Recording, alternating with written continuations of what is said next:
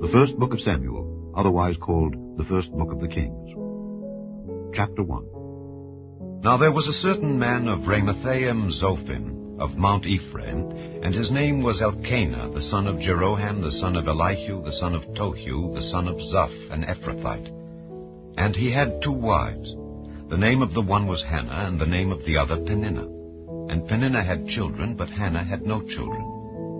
And this man went up out of his city yearly to worship and to sacrifice unto the Lord of hosts in Shiloh. And the 2 sons of Eli, Hophni and Phinehas, the priests of the Lord, were there. And when the time was that Elkanah offered, he gave to Peninnah his wife, and to all her sons and her daughters portions. But unto Hannah he gave a worthy portion, for he loved Hannah. But the Lord had shut up her womb. And her adversary also provoked her sore, for to make her fret, because the Lord had shut up her womb. And as he did so year by year, when she went up to the house of the Lord, so she provoked her. Therefore she wept and did not eat. Then said Elkanah her husband to her, Hannah, why weepest thou, and why eatest thou not, and why is thy heart grieved? Am not I better to thee than 10 sons? So Hannah rose up after they had eaten in Shiloh, and after they had drunk. Now Eli the priest sat upon a seat by a post of the temple of the Lord. And she was in bitterness of soul, and prayed unto the Lord, and wept sore. And she vowed a vow, and said, O Lord of hosts, if thou wilt indeed look on the affliction of thine handmaid, and remember me, and not forget thine handmaid, but wilt give unto thine handmaid a man-child, then I will give him unto the Lord all the days of his life, and there shall no razor come upon his head. And it came to pass, as she continued praying before the Lord, that Eli marked her mouth. Now Hannah she spake in her heart, only her lips moved, but her voice was not heard.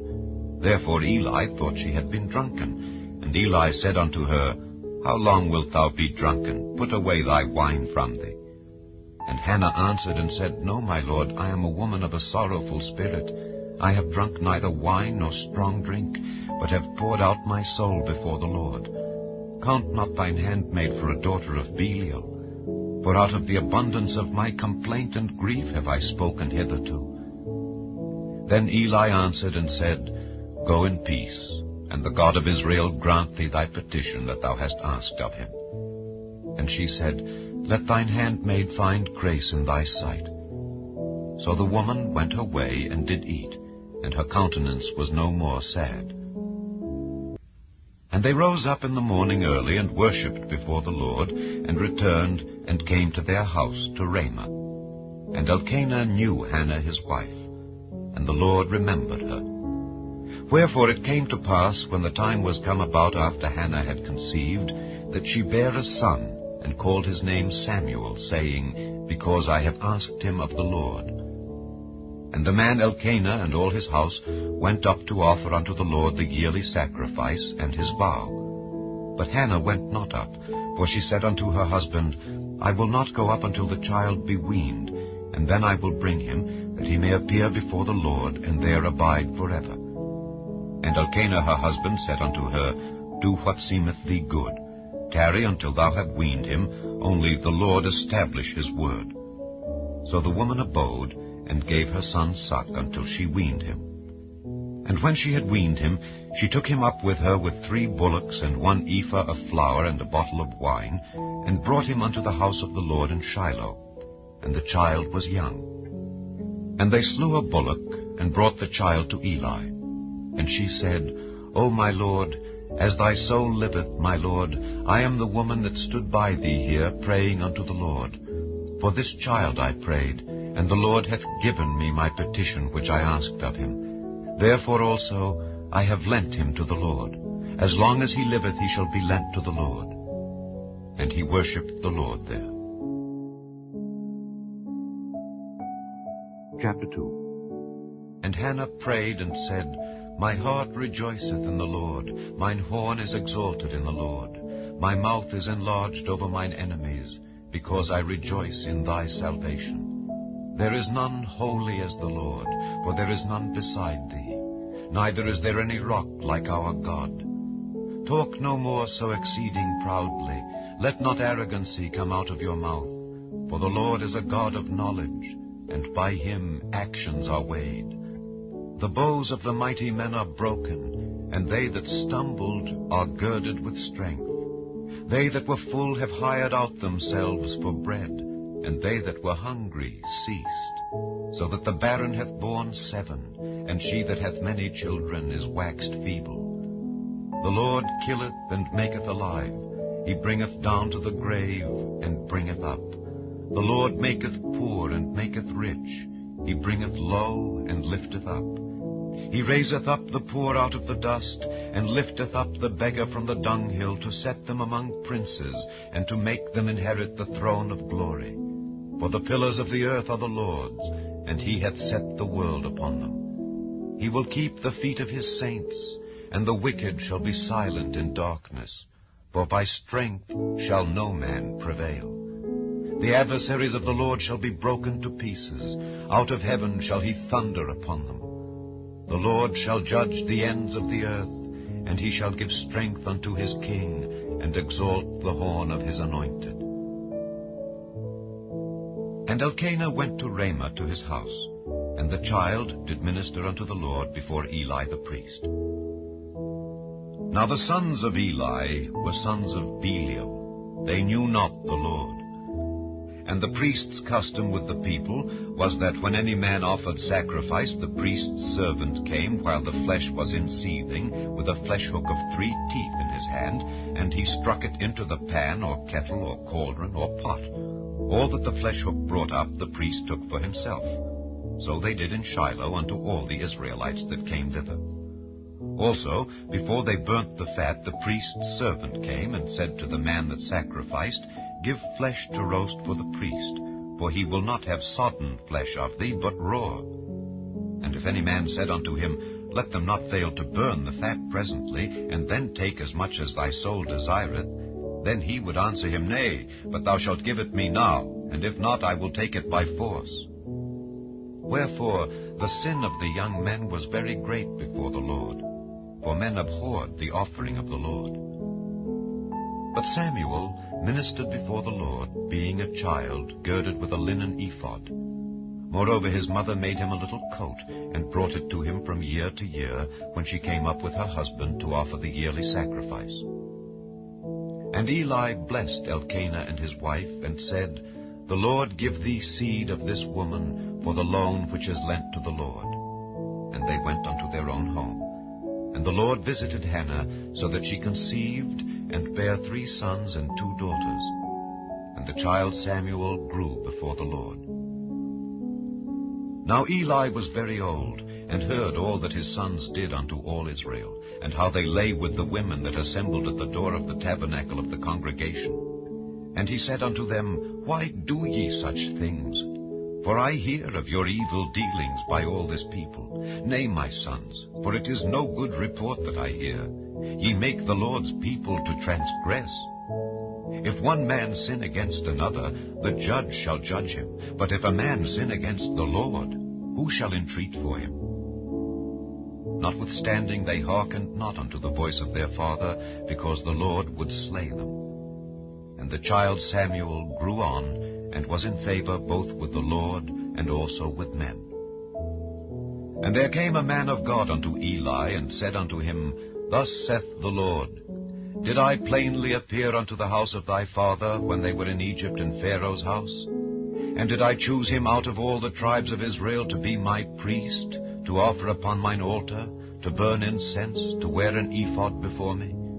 And did I give unto the house of thy father all the offerings made by fire of the children of Israel? Wherefore kick ye at my sacrifice, and at mine offering, which I have commanded in my habitation, and honourest thy sons above me, to make yourselves fat with the chiefest of all the offerings of Israel my people? Wherefore the Lord God of Israel saith, I said indeed that thy house and the house of thy father should walk before me forever. But now the Lord saith, Be it far from me, for them that honour me I will honour, and they that despise me shall be lightly esteemed. Behold, the days come that I will cut off thine arm and the arm of thy father's house, that there shall not be an old man in thine house. And thou shalt see an enemy in my habitation, in all the wealth which God shall give Israel. And there shall not be an old man in thine house forever. And the man of thine whom I shall not cut off from mine altar shall be to consume thine eyes, and to grieve thine heart. And all the increase of thine house shall die in the flower of their age. And this shall be a sign unto thee, that shall come upon thy 2 sons, on Hophni and Phinehas. In one day they shall die, both of them. And I will raise me up a faithful priest, that shall do according to that which is in mine heart and in my mind. And I will build him a sure house, and he shall walk before mine anointed forever. And it shall come to pass, that every one that is left in thine house shall come and crouch to him for a piece of silver and a morsel of bread, and shall say, Put me, I pray thee, into one of the priest's offices, that I may eat a piece of bread. Chapter 3. And the child Samuel ministered unto the Lord before Eli. And the word of the Lord was precious in those days. There was no open vision. And it came to pass at that time, when Eli was laid down in his place, and his eyes began to wax dim, that he could not see, and ere the lamp of God went out in the temple of the Lord, where the ark of God was, and Samuel was laid down to sleep, that the Lord called Samuel. And he answered, Here am I. And he ran unto Eli, and said, Here am I, for thou calledst me. And he said, I called not. Lie down again. And he went and lay down. And the Lord called yet again, Samuel. And Samuel arose and went to Eli, and said, Here am I, for thou didst call me. And he answered, I called not, my son. Lie down again. Now Samuel did not yet know the Lord, neither was the word of the Lord yet revealed unto him. And the Lord called Samuel again the 3rd time. And he arose and went to Eli, and said, Here am I, for thou didst call me. And Eli perceived that the Lord had called the child. Therefore Eli said unto Samuel, Go, lie down. And it shall be, if he call thee, that thou shalt say, Speak, Lord, for thy servant heareth. So Samuel went and lay down in his place. And the Lord came and stood, and called as at other times, Samuel, Samuel. Then Samuel answered, Speak, for thy servant heareth. And the Lord said to Samuel, Behold, I will do a thing in Israel, at which both the ears of every one that heareth it shall tingle. In that day I will perform against Eli all things which I have spoken concerning his house. When I begin, I will also make an end. For I have told him that I will judge his house forever for the iniquity which he knoweth, because his sons made themselves vile, and he restrained them not. And therefore I have sworn unto the house of Eli, that the iniquity of Eli's house shall not be purged with sacrifice nor offering forever. And Samuel lay until the morning, and opened the doors of the house of the Lord. And Samuel feared to show Eli the vision. Then Eli called Samuel, and said, Samuel, my son? And he answered, Here am I. And he said, What is the thing that the Lord hath said unto thee? I pray thee, hide it not from me. God do so to thee, and more also, if thou hide anything from me of all the things that he said unto thee. And Samuel told him every whit, and hid nothing from him. And he said, It is the Lord, let him do what seemeth him good. And Samuel grew, and the Lord was with him, and did let none of his words fall to the ground. And all Israel from Dan even to Beersheba knew that Samuel was established to be a prophet of the Lord. And the Lord appeared again in Shiloh, for the Lord revealed himself to Samuel in Shiloh by the word of the Lord. Chapter 4. And the word of Samuel came to all Israel. Now Israel went out against the Philistines to battle, and pitched beside Ebenezer. and the Philistines pitched in Aphek. And the Philistines put themselves in array against Israel. And when they joined battle, Israel was smitten before the Philistines. And they slew of the army in the field about 4,000 men. And when the people were come into the camp, the elders of Israel said, Wherefore hath the Lord smitten us today before the Philistines? Let us fetch the ark of the covenant of the Lord out of Shiloh unto us, that when it cometh among us it may save us out of the hand of our enemies. So the people sent to Shiloh, that they might bring from thence the ark of the covenant of the Lord of hosts, which dwelleth between the cherubims. And the two sons of Eli, Hophni and Phinehas, were there with the ark of the covenant of God. And when the ark of the covenant of the Lord came into the camp, all Israel shouted with a great shout, so that the earth rang again. And when the Philistines heard the noise of the shout, they said, What meaneth the noise of this great shout in the camp of the Hebrews? And they understood that the ark of the Lord was come into the camp. And the Philistines were afraid, for they said, God is come into the camp. And they said, Woe unto us, for there hath not been such a thing heretofore. Woe unto us, who shall deliver us out of the hand of these mighty gods? These are the gods that smote the Egyptians with all the plagues in the wilderness. Be strong and quit yourselves like men, O ye Philistines, that ye be not servants unto the Hebrews, as they have been to you. Quit yourselves like men, and fight. And the Philistines fought, and Israel was smitten. And they fled every man into his tent. And there was a very great slaughter, for there fell of Israel 30,000 footmen. And the ark of God was taken, and the two sons of Eli, Hophni and Phinehas, were slain. And there ran a man of Benjamin out of the army, and came to Shiloh the same day with his clothes rent and with earth upon his head. And when he came, lo, Eli sat upon a seat by the wayside, watching, for his heart trembled for the ark of God. And when the man came into the city and told it, all the city cried out. And when Eli heard the noise of the crying, he said, What meaneth the noise of this tumult? And the man came in hastily, and told Eli. Now Eli was 98 years old, and his eyes were dim that he could not see. And the man said unto Eli, I am he that came out of the army, and I fled today out of the army. And he said, What is there done, my son? And the messenger answered and said, Israel is fled before the Philistines, and there hath been also a great slaughter among the people, and thy two sons also, Hophni and Phinehas, are dead, and the ark of God is taken. And it came to pass, when he made mention of the ark of God, that he fell from off the seat backward by the side of the gate, and his neck brake, and he died, for he was an old man and heavy. And he had judged Israel 40 years. And his daughter-in-law, Phinehas' wife, was with child near to be delivered. And when she heard the tidings that the ark of God was taken, and that her father-in-law and her husband were dead, she bowed herself and travailed, for her pains came upon her. And about the time of her death, the women that stood by her said unto her, Fear not, for thou hast borne a son. But she answered not, neither did she regard it. And she named the child Ichabod, saying, The glory is departed from Israel. Because the ark of God was taken, and because of her father-in-law and her husband. And she said, The glory is departed from Israel, for the ark of God is taken. Chapter 5. And the Philistines took the ark of God, and brought it from Ebenezer unto Ashdod. When the Philistines took the ark of God, they brought it into the house of Dagon, and set it by Dagon.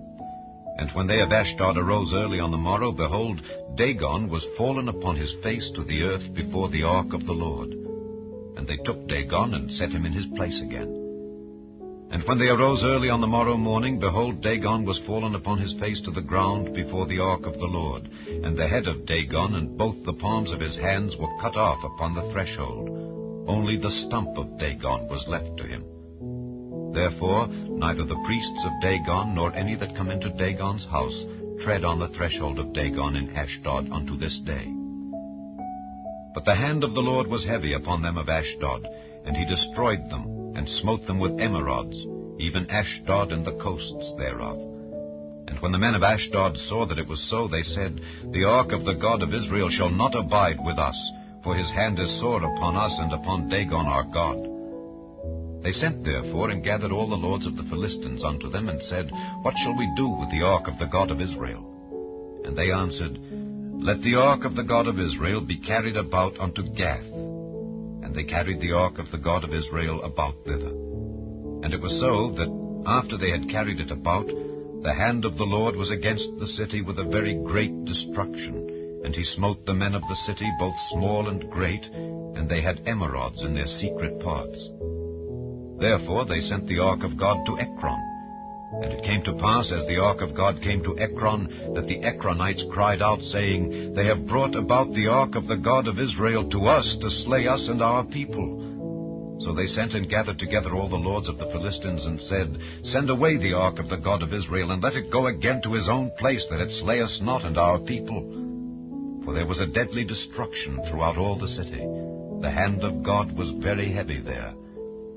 And the men that died not were smitten with the emerods, and the cry of the city went up to heaven. Chapter 6. And the ark of the Lord was in the country of the Philistines 7 months. And the Philistines called for the priests and the diviners, saying, What shall we do to the ark of the Lord? Tell us wherewith we shall send it to his place. And they said, If ye send away the ark of the God of Israel, send it not empty, but in any wise return him a trespass offering. Then ye shall be healed, and it shall be known to you why his hand is not removed from you. Then said they, What shall be the trespass offering which we shall return to him? They answered, 5 golden emerods, and 5 golden mice, according to the number of the lords of the Philistines. For one plague was on you all, and on your lords. Wherefore ye shall make images of your emerods, and images of your mice that mar the land, and ye shall give glory unto the God of Israel. Peradventure he will lighten his hand from off you, and from off your gods, and from off your land.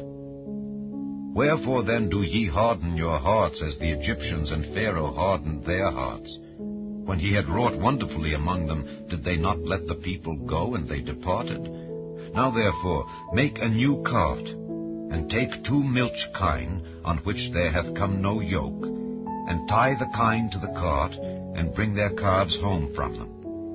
And take the ark of the Lord, and lay it upon the cart, and put the jewels of gold, which ye return him for a trespass offering, in a coffer by the side thereof, and send it away, that it may go.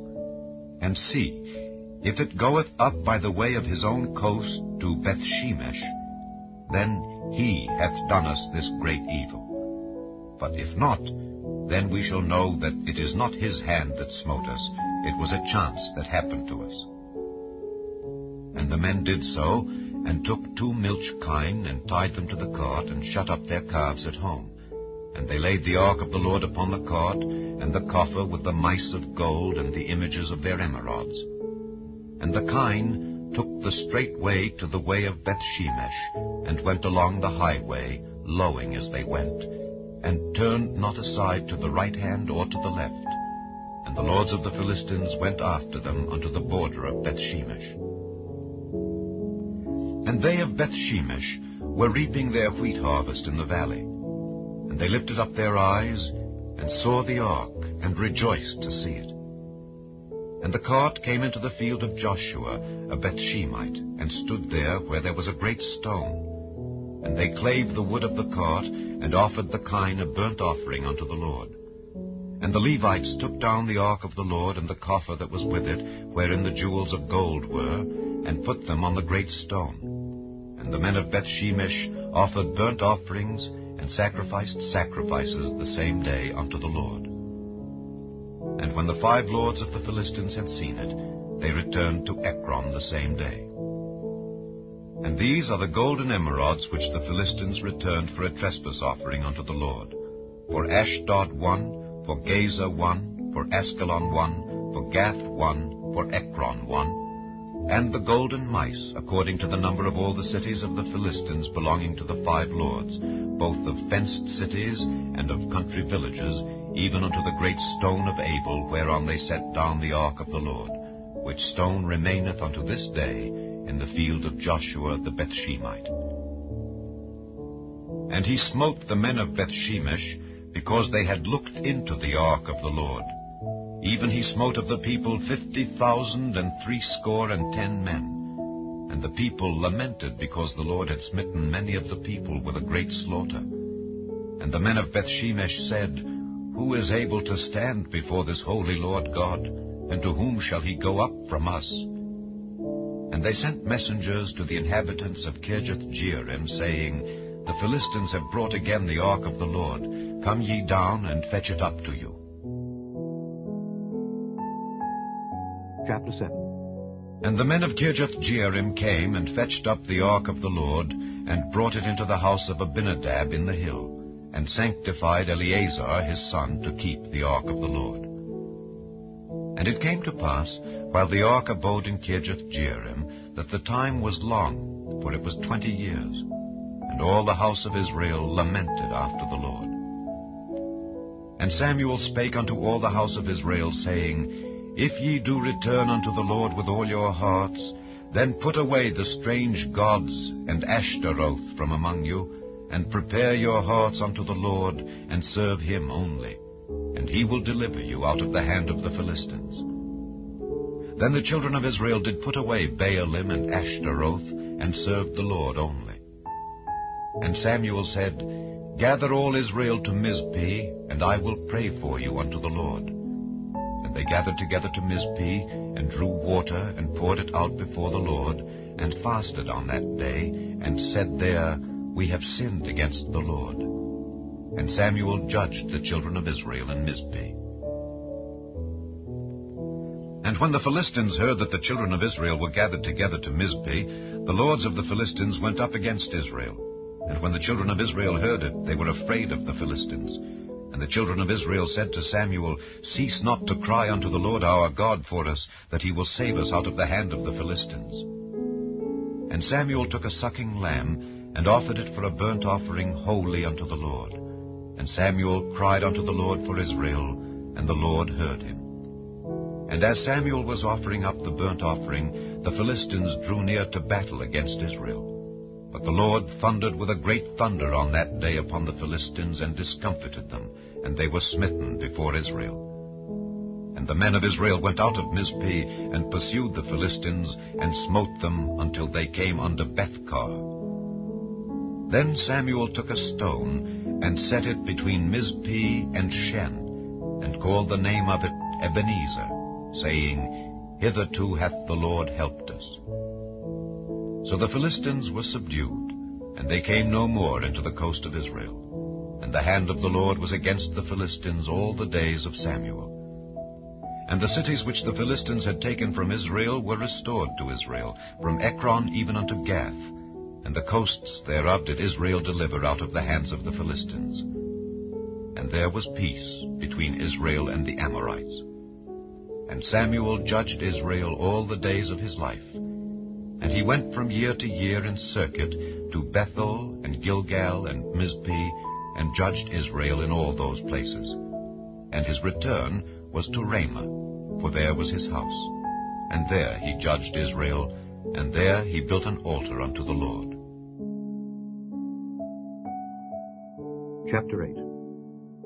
And it came to pass, when Samuel was old, that he made his sons judges over Israel. Now the name of his firstborn was Joel, and the name of his second Abiah. They were judges in Beersheba. And his sons walked not in his ways, but turned aside after lucre, and took bribes, and perverted judgment. Then all the elders of Israel gathered themselves together, and came to Samuel unto Ramah, and said unto him, Behold, thou art old, and thy sons walk not in thy ways. Now make us a king to judge us like all the nations. But the thing displeased Samuel when they said, Give us a king to judge us. And Samuel prayed unto the Lord. And the Lord said unto Samuel, Hearken unto the voice of the people in all that they say unto thee, for they have not rejected thee, but they have rejected me, that I should not reign over them. according to all the works which they have done since the day that I brought them up out of Egypt, even unto this day, wherewith they have forsaken me and served other gods, so do they also unto thee. Now therefore hearken unto their voice. Howbeit, yet protest solemnly unto them, and show them the manner of the king that shall reign over them. And Samuel told all the words of the Lord unto the people that asked of him a king. And he said, This will be the manner of the king that shall reign over you. He will take your sons, and appoint them for himself, for his chariots, and to be his horsemen, and some shall run before his chariots. And he will appoint him captains over thousands, and captains over 50s, and will set them to ear his ground, and to reap his harvest, and to make his instruments of war, and instruments of his chariots. And he will take your daughters to be confectionaries, and to be cooks, and to be bakers. And he will take your fields, and your vineyards, and your olive yards, even the best of them, and give them to his servants. And he will take the 10th of your seed and of your vineyards, and give to his officers and to his servants. And he will take your menservants, and your maidservants, and your goodliest young men, and your asses, and put them to his work. He will take the 10th of your sheep, and ye shall be his servants. And ye shall cry out in that day, because of your king which ye shall have chosen you. And the Lord will not hear you in that day. Nevertheless the people refused to obey the voice of Samuel, and they said, Nay, but we will have a king over us, that we also may be like all the nations, and that our king may judge us, and go out before us, and fight our battles. And Samuel heard all the words of the people, and he rehearsed them in the ears of the Lord. And the Lord said to Samuel, Hearken unto their voice, and make them a king. And Samuel said unto the men of Israel, Go ye every man unto his city. Chapter 9. Now there was a man of Benjamin, whose name was Kish, the son of Abiel, the son of Zeror, the son of Bechorath, the son of Aphiah, a Benjamite, a mighty man of power. And he had a son, whose name was Saul, a choice young man, and a goodly. And there was not among the children of Israel a goodlier person than he. From his shoulders and upward he was higher than any of the people.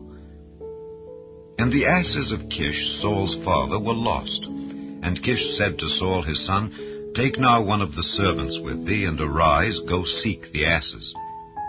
And he passed through Mount Ephraim, and passed through the land of Shalisha, but they found them not. Then they passed through the land of Shalem, and there they were not.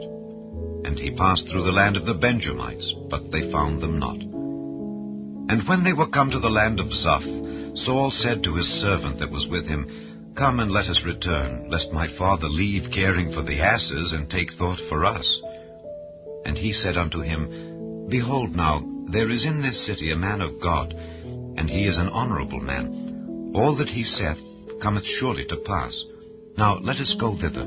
Peradventure he can show us our way that we should go. Then said Saul to his servant, But behold, if we go, what shall we bring the man? For the bread is spent in our vessels, and there is not a present to bring to the man of God. What have we? And the servant answered Saul again, and said, Behold, I have here at hand the 4th part of a shekel of silver. That will I give to the man of God to tell us our way. Beforetime in Israel, when a man went to inquire of God, thus he spake, Come and let us go to the seer.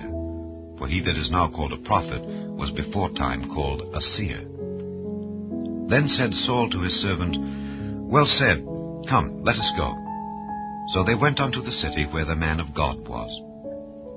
And as they went up the hill to the city, they found young maidens going out to draw water, and said unto them, Is the seer here?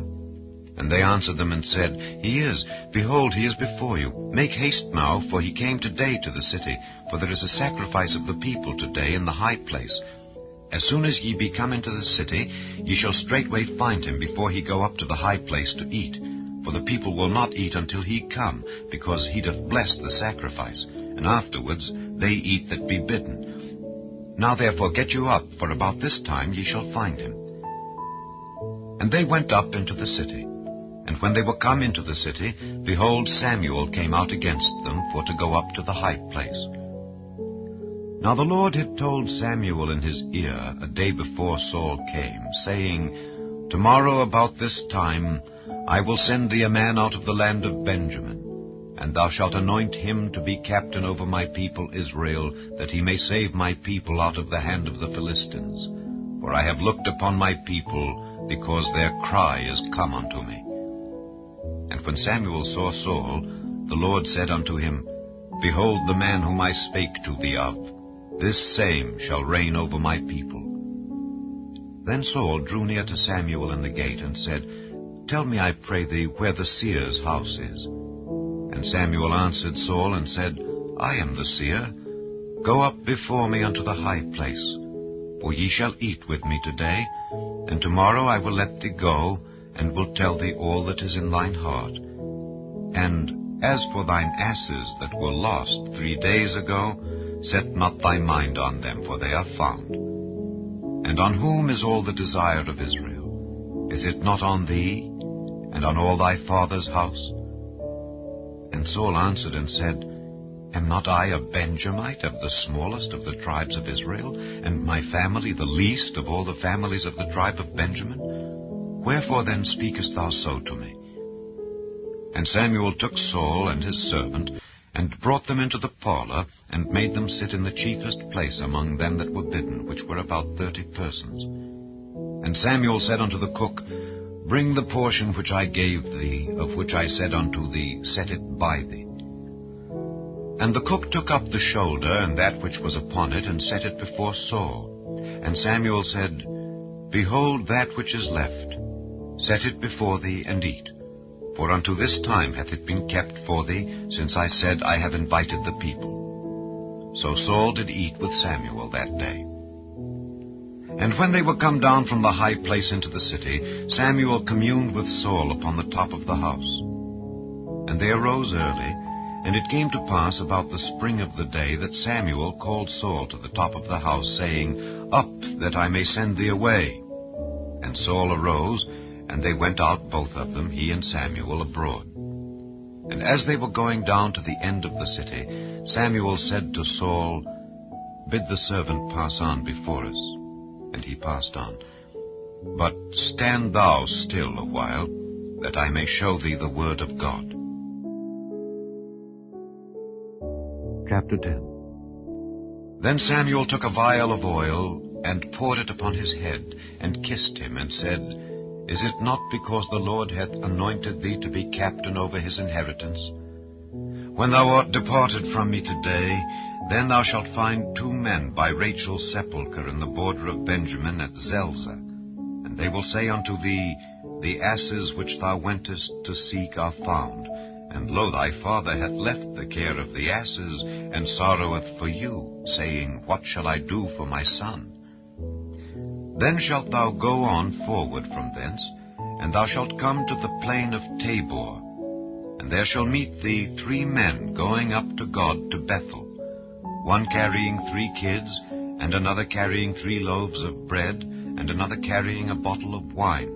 And they will salute thee, and give thee 2 loaves of bread, which thou shalt receive of their hands. After that thou shalt come to the hill of God, where is the garrison of the Philistines. And it shall come to pass, when thou art come thither to the city, that thou shalt meet a company of prophets, coming down from the high place, with a psaltery and a tabret, and a pipe and a harp before them, and they shall prophesy. And the Spirit of the Lord will come upon thee, and thou shalt prophesy with them, and shalt be turned into another man. And let it be, when these signs are come unto thee, that thou do as occasion serve thee. For God is with thee. And thou shalt go down before me to Gilgal, and behold, I will come down unto thee to offer burnt offerings, and to sacrifice sacrifices of peace offerings. 7 days shalt thou tarry, till I come to thee, and show thee what thou shalt do. And it was so that when he had turned his back to go from Samuel, God gave him another heart, and all those signs came to pass that day. And when they came thither to the hill, behold, a company of prophets met him, and the Spirit of God came upon him, and he prophesied among them. And it came to pass, when all that knew him beforetime saw that, behold, he prophesied among the prophets, Then the people said one to another, What is this that is come unto the son of Kish?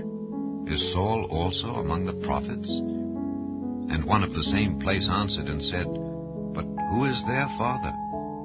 Therefore it became a proverb, Is Saul also among the prophets? And when he had made an end of prophesying, he came to the high place. And Saul's uncle said unto him and to his servant, Whither went ye? And he said, To seek the asses. And when we saw that they were nowhere, we came to Samuel. And Saul's uncle said, Tell me, I pray thee, what Samuel said unto you. And Saul said unto his uncle, He told us plainly that the asses were found. But of the matter of the kingdom whereof Samuel spake, he told him not. And Samuel called the people together unto the Lord to Mizpeh, and said unto the children of Israel, Thus saith the Lord God of Israel, I brought up Israel out of Egypt, and delivered you out of the hand of the Egyptians, and out of the hand of all kingdoms, and of them that oppressed you. And ye have this day rejected your God, who himself saved you out of all your adversities and your tribulations. And ye have said unto him, Nay, but set a king over us. Now therefore present yourselves before the Lord by your tribes and by your thousands. And when Samuel had caused all the tribes of Israel to come near, the tribe of Benjamin was taken. When he had caused the tribe of Benjamin to come near by their families, the family of Matri was taken, and Saul the son of Kish was taken. And when they sought him, he could not be found. Therefore they inquired of the Lord further, if the man should yet come thither. And the Lord answered, Behold, he hath hid himself among the stuff. And they ran and fetched him thence. And when he stood among the people, he was higher than any of the people from his shoulders and upward. And Samuel said to all the people, See ye him whom the Lord hath chosen, that there is none like him among all the people? And all the people shouted and said, God save the king. Then Samuel told the people the manner of the kingdom, and wrote it in a book, and laid it up before the Lord. And Samuel sent all the people away, every man to his house. And Saul also went home to Gibeah, and there went with him a band of men whose hearts God had touched. But the children of Belial said, How shall this man save us? And they despised him, and brought him no presents, but he held his peace. Chapter 11. Then Nahash the Ammonite came up and encamped against Jabesh-Gilead.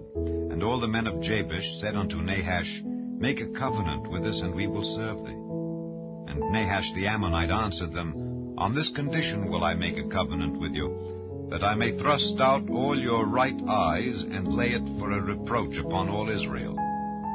And the elders of Jabesh said unto him, Give us 7 days' respite, that we may send messengers unto all the coasts of Israel. And then, if there be no man to save us, we will come out to thee.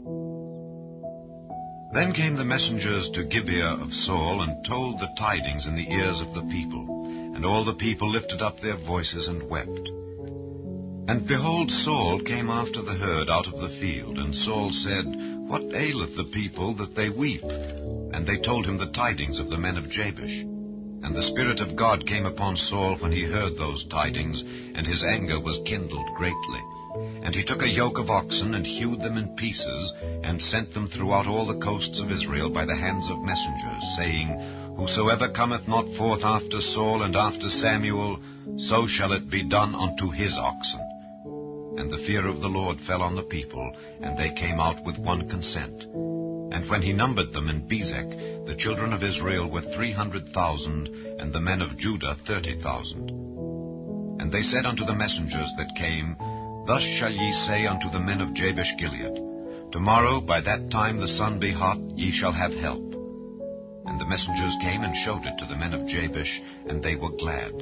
Therefore the men of Jabesh said, Tomorrow we will come out unto you, and ye shall do with us all that seemeth good unto you. And it was so on the morrow, that Saul put the people in 3 companies, and they came into the midst of the host in the morning watch, and slew the Ammonites until the heat of the day. And it came to pass that they which remained were scattered, so that 2 of them were not left together. And the people said unto Samuel, Who is he that said, Shall Saul reign over us? Bring the men, that we may put them to death. And Saul said, There shall not a man be put to death this day, for today the Lord hath wrought salvation in Israel. Then said Samuel to the people, Come, and let us go to Gilgal, and renew the kingdom there. And all the people went to Gilgal, and there they made Saul king before the Lord in Gilgal.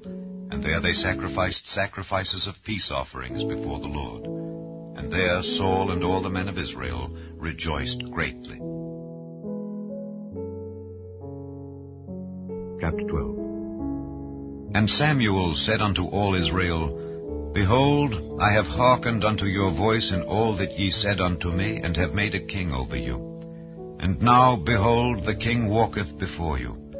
And I am old and grey-headed, and behold, my sons are with you. And I have walked before you from my childhood unto this day.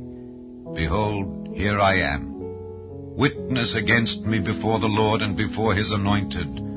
Whose ox have I taken? Or whose ass have I taken? Or whom have I defrauded? Whom have I oppressed? Or of whose hand have I received any bribe to blind mine eyes therewith? And I will restore it you. And they said, Thou hast not defrauded us, nor oppressed us, neither hast thou taken aught of any man's hand. And he said unto them, The Lord is witness against you, and his anointed is witness this day, that ye have not found aught in my hand. And they answered, He is witness. And Samuel said unto the people, It is the Lord that advanced Moses and Aaron, and that brought your fathers up out of the land of Egypt. Now therefore stand still, that I may reason with you before the Lord of all the righteous acts of the Lord which he did to you and to your fathers.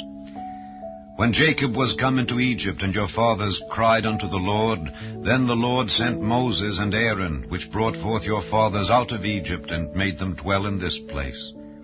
And when they forgat the Lord their God, he sold them into the hand of Sisera, captain of the host of Hazor, and into the hand of the Philistines, and into the hand of the king of Moab, and they fought against them.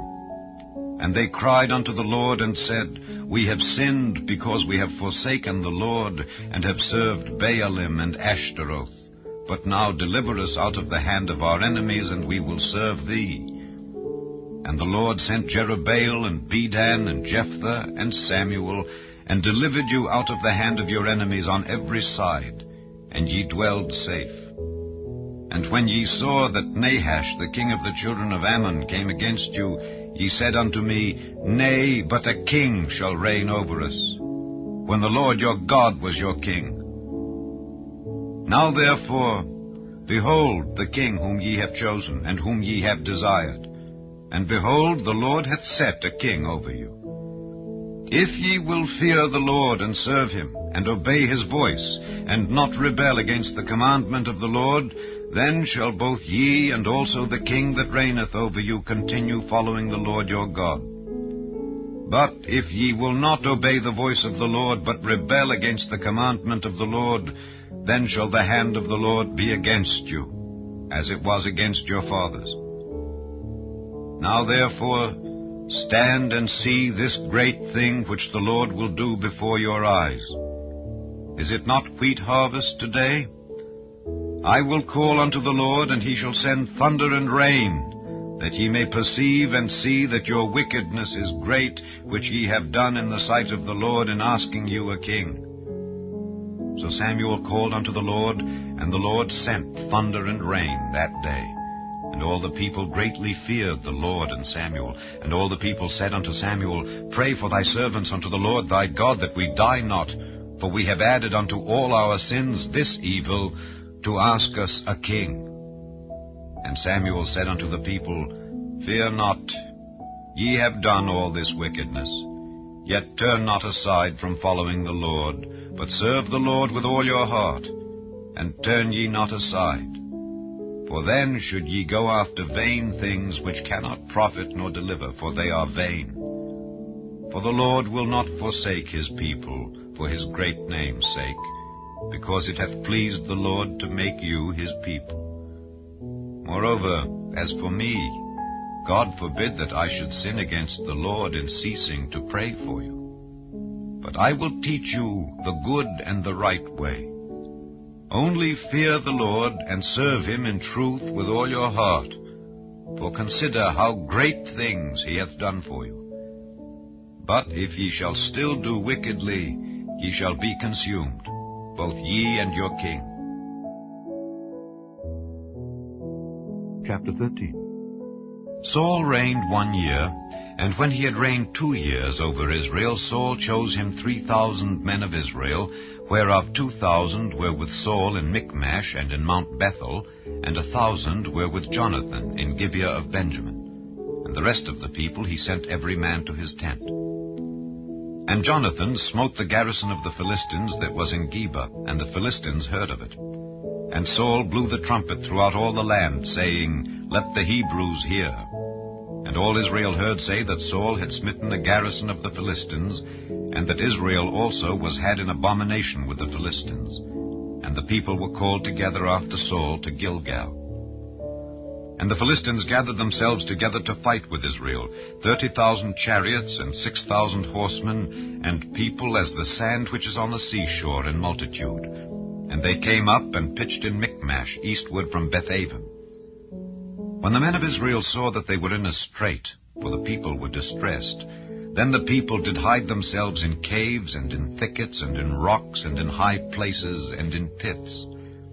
And some of the Hebrews went over Jordan to the land of Gad and Gilead. As for Saul, he was yet in Gilgal, and all the people followed him trembling. And he tarried 7 days, according to the set time that Samuel had appointed. But Samuel came not to Gilgal, and the people were scattered from him. And Saul said, Bring hither a burnt offering to me, and peace offerings. And he offered the burnt offering. And it came to pass, that as soon as he had made an end of offering the burnt offering, behold, Samuel came. And Saul went out to meet him, that he might salute him. And Samuel said, What hast thou done? And Saul said, Because I saw that the people were scattered from me, and that thou camest not within the days appointed, and that the Philistines gathered themselves together at Michmash, therefore said I, The Philistines will come down now upon me to Gilgal, and I have not made supplication unto the Lord. I forced myself, therefore, and offered a burnt offering. And Samuel said to Saul, Thou hast done foolishly. Thou hast not kept the commandment of the Lord thy God, which he commanded thee.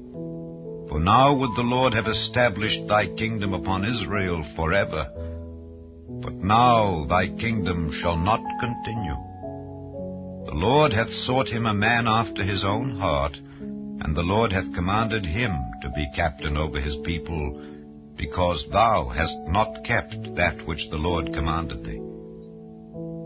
And Samuel arose and gat him up from Gilgal unto Gibeah of Benjamin. And Saul numbered the people that were present with him, about 600 men. And Saul and Jonathan his son and the people that were present with them abode in Gibeah of Benjamin, but the Philistines encamped in Michmash. And the spoilers came out of the camp of the Philistines in 3 companies. 1 company turned unto the way that leadeth to Ophrah, unto the land of Shual, and another company turned the way to Bethhoron, and another company turned to the way of the border that looketh to the valley of Zeboim toward the wilderness. Now there was no smith found throughout all the land of Israel, for the Philistines said, Lest the Hebrews make them swords or spears. But all the Israelites went down to the Philistines to sharpen every man his share, and his coulter, and his axe, and his mattock. Yet they had a file for the mattocks, and for the coulters, and for the forks, and for the axes, and to sharpen the goads. So it came to pass in the day of battle that there was neither sword nor spear found in the hand of any of the people that were with Saul and Jonathan, but with Saul and with Jonathan his son was there found. And the garrison of the Philistines went out to the passage of Michmash. Chapter 14. Now it came to pass upon a day that Jonathan the son of Saul said unto the young man that bare his armor, Come and let us go over to the Philistines' garrison that is on the other side. But he told not his father. And Saul tarried in the uttermost part of Gibeah under a pomegranate tree which is in Migron. And the people that were with him were about 600 men. And Ahiah the son of Ahitub, Ichabod's brother, the son of Phinehas, the son of Eli, the Lord's priest in Shiloh, wearing an ephod. And the people knew not that Jonathan was gone. And between the passages by which Jonathan sought to go over unto the Philistines' garrison, there was a sharp rock on the one side, and a sharp rock on the other side. And the name of the one was Boses, and the name of the other Seni. The forefront of the one was situate northward, over against Michmash, and the other southward, over against Gibeah. And Jonathan said to the young man that bare his armor, Come, and let us go over unto the garrison of these uncircumcised. It may be that the Lord will work for us. For there is no restraint to the Lord to save by many or by few. And his armor-bearer said unto him, Do all that is in thine heart. Turn thee. Behold, I am with thee, according to thy heart. Then said Jonathan, Behold, we will pass over unto these men, and we will discover ourselves unto them. If they say thus unto us, Tarry until we come to you, then we will stand still in our place, and will not go up unto them. But if they say thus, Come up unto us, then we will go up, for the Lord hath delivered them into our hand, and this shall be a sign unto us. And both of them discovered themselves unto the garrison of the Philistines, and the Philistines said, Behold, the Hebrews come forth out of the holes where they had hid themselves. And the men of the garrison answered Jonathan and his armor-bearer, and said, Come up to us, and we will show you a thing. And Jonathan said unto his armor-bearer, Come up after me, for the Lord hath delivered them into the hand of Israel. And Jonathan climbed up upon his hands and upon his feet, and his armor-bearer after him. And they fell before Jonathan, and his armor-bearer slew after him. And that first slaughter which Jonathan and his armor-bearer made was about 20 men, within as it were an half acre of land, which a yoke of oxen might plough. And there was trembling in the host, in the field, and among all the people. The garrison and the spoilers, they also trembled, and the earth quaked. So it was a very great trembling. And the watchmen of Saul and Gibeah of Benjamin looked, and behold, the multitude melted away, and they went on beating down one another. Then said Saul unto the people that were with him, Number now, and see who is gone from us. And when they had numbered, behold, Jonathan and his armor-bearer were not there. And Saul said unto Ahiah, Bring hither the ark of God. For the ark of God was at that time with the children of Israel. And it came to pass, while Saul talked unto the priest, that the noise that was in the host of the Philistines went on and increased. And Saul said unto the priest, Withdraw thine hand. And Saul and all the people that were with him assembled themselves, and they came to the battle. And behold, every man's sword was against his fellow, and there was a very great discomfiture. Moreover, the Hebrews that were with the Philistines before that time, which went up with them into the camp from the country round about, even they also turned to be with the Israelites that were with Saul and Jonathan. Likewise all the men of Israel which had hid themselves in Mount Ephraim, when they heard that the Philistines fled, even they also followed hard after them in the battle. So the Lord saved Israel that day, and the battle passed over unto Beth-aven. And the men of Israel were distressed that day, for Saul had adjured the people, saying, Cursed be the man that eateth any food until evening, that I may be avenged on mine enemies. So none of the people tasted any food. And all they of the land came to a wood, and there was honey upon the ground. And when the people were come into the wood, behold, the honey dropped, but no man put his hand to his mouth, for the people feared the oath. But Jonathan heard not when his father charged the people with the oath. Wherefore he put forth the end of the rod that was in his hand, and dipped it in an honeycomb, and put his hand to his mouth. And his eyes were enlightened. Then answered one of the people, and said, Thy father straitly charged the people with an oath, saying, Cursed be the man that eateth any food this day. And the people were faint. Then said Jonathan, My father hath troubled the land. See, I pray you, how mine eyes have been enlightened, because I tasted a little of this honey. how much more, if haply the people had eaten freely today of the spoil of their enemies which they found? For had there not been now a much greater slaughter among the Philistines? And they smote the Philistines that day from Michmash to Aijalon, and the people were very faint. And the people flew upon the spoil, and took sheep and oxen and calves, and slew them on the ground, and the people did eat them with the blood. Then they told Saul, saying, Behold, the people sin against the Lord, in that they eat with the blood. And he said, Ye have transgressed. Roll a great stone unto me this day. And Saul said, Disperse yourselves among the people, and say unto them, Bring me hither every man his ox, and every man his sheep, and slay them here, and eat. And sin not against the Lord in eating with the blood. And all the people brought every man his ox with him that night, and slew them there. And Saul built an altar unto the Lord. The same was the first altar that he built unto the Lord. And Saul said, Let us go down after the Philistines by night, and spoil them until the morning light, and let us not leave a man of them. And they said, Do whatsoever seemeth good unto thee. Then said the priest, Let us draw near hither unto God. And Saul asked counsel of God, Shall I go down after the Philistines? Wilt thou deliver them into the hand of Israel? But he answered him not that day.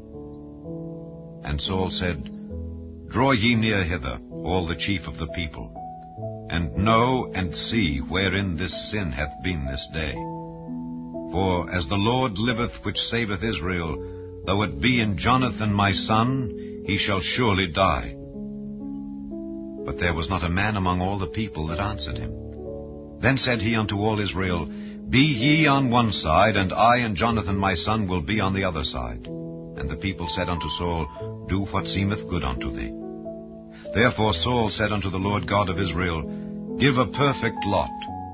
And Saul and Jonathan were taken, but the people escaped. And Saul said, Cast lots between me and Jonathan my son. And Jonathan was taken. Then Saul said to Jonathan, Tell me what thou hast done. And Jonathan told him, and said, I did but taste a little honey with the end of the rod that was in mine hand, and lo, I must die. And Saul answered, God do so, and more also, for thou shalt surely die, Jonathan. And the people said unto Saul, Shall Jonathan die, who hath wrought this great salvation in Israel? God forbid. As the Lord liveth, there shall not one hair of his head fall to the ground, for he hath wrought with God this day. So the people rescued Jonathan, that he died not. Then Saul went up from following the Philistines, and the Philistines went to their own place. So Saul took the kingdom over Israel, and fought against all his enemies on every side, against Moab, and against the children of Ammon, and against Edom, and against the kings of Zobah, and against the Philistines. And whithersoever he turned himself, he vexed them. And he gathered an host, and smote the Amalekites, and delivered Israel out of the hands of them that spoiled them. Now the sons of Saul were Jonathan, and Ishuai, and Melchishua. And the names of his two daughters were these, the name of the firstborn Merab, and the name of the younger Michal. And the name of Saul's wife was Ahinoam, the daughter of Ahimaaz. And the name of the captain of his host was Abner, the son of Ner, Saul's uncle. And Kish was the father of Saul, and Ner the father of Abner was the son of Abiel. And there was sore war against the Philistines all the days of Saul. And when Saul saw any strong man or any valiant man, he took him unto him. Chapter 15. Samuel also said unto Saul, The Lord sent me to anoint thee to be king over his people, over Israel. Now therefore hearken thou unto the voice of the words of the Lord. Thus saith the Lord of hosts, I remember that which Amalek did to Israel, how he laid wait for him in the way when he came up from Egypt. Now go and smite Amalek, and utterly destroy all that they have, and spare them not, but slay both man and woman, infant and suckling, ox and sheep, camel and ass. And Saul gathered the people together, and numbered them in Telaim, 200,000 footmen, and 10,000 men of Judah. And Saul came to a city of Amalek, and laid wait in the valley. And Saul said unto the Kenites, Go, depart, get you down from among the Amalekites, lest I destroy you with them. For ye showed kindness to all the children of Israel when they came up out of Egypt. So the Kenites departed from among the Amalekites. And Saul smote the Amalekites from Havilah until thou comest to Shur, that is over against Egypt. And he took Agag the king of the Amalekites alive, and utterly destroyed all the people with the edge of the sword. But Saul and the people spared Agag, and the best of the sheep, and of the oxen, and of the fatlings, and the lambs, and all that was good, and would not utterly destroy them. But everything that was vile and refuse, that they destroyed utterly. Then came the word of the Lord unto Samuel, saying, It repenteth me that I have set up Saul to be king, for he is turned back from following me, and hath not performed my commandments.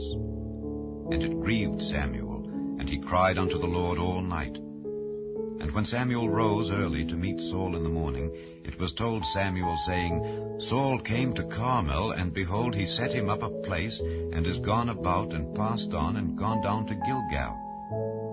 And Samuel came to Saul, and Saul said unto him, Blessed be thou of the Lord, I have performed the commandment of the Lord. And Samuel said, What meaneth then this bleating of the sheep in mine ears, and the lowing of the oxen which I hear? And Saul said, They have brought them from the Amalekites, for the people spared the best of the sheep and of the oxen to sacrifice unto the Lord thy God, and the rest we have utterly destroyed.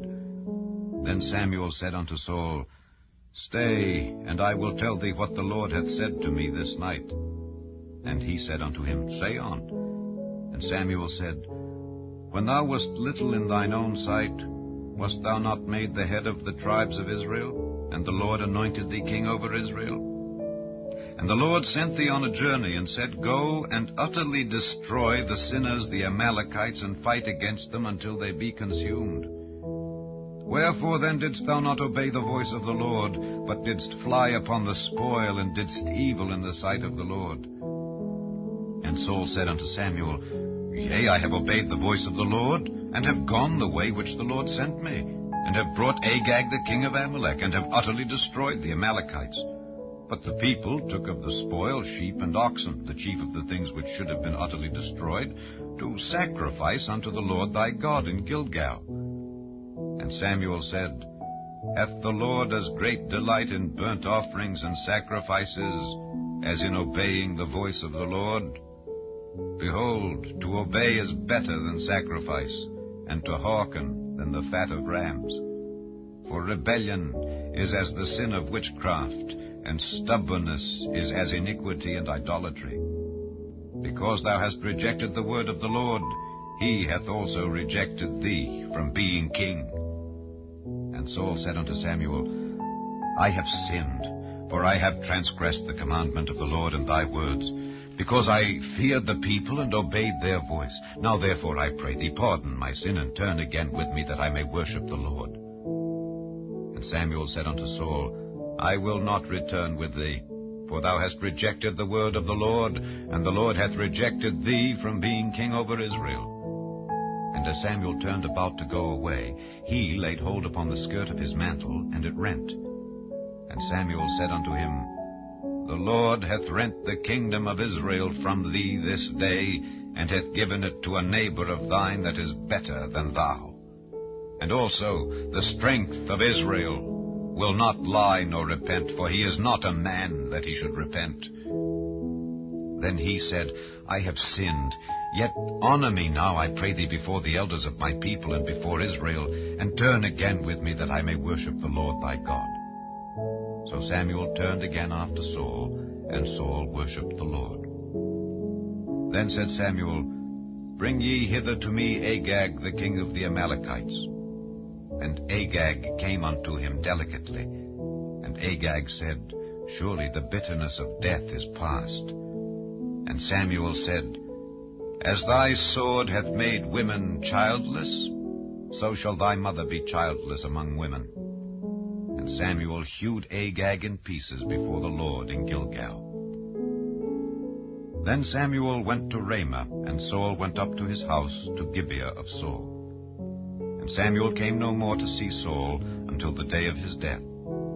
Nevertheless, Samuel mourned for Saul, and the Lord repented that he had made Saul king over Israel. Chapter 16. And the Lord said unto Samuel, How long wilt thou mourn for Saul, seeing I have rejected him from reigning over Israel?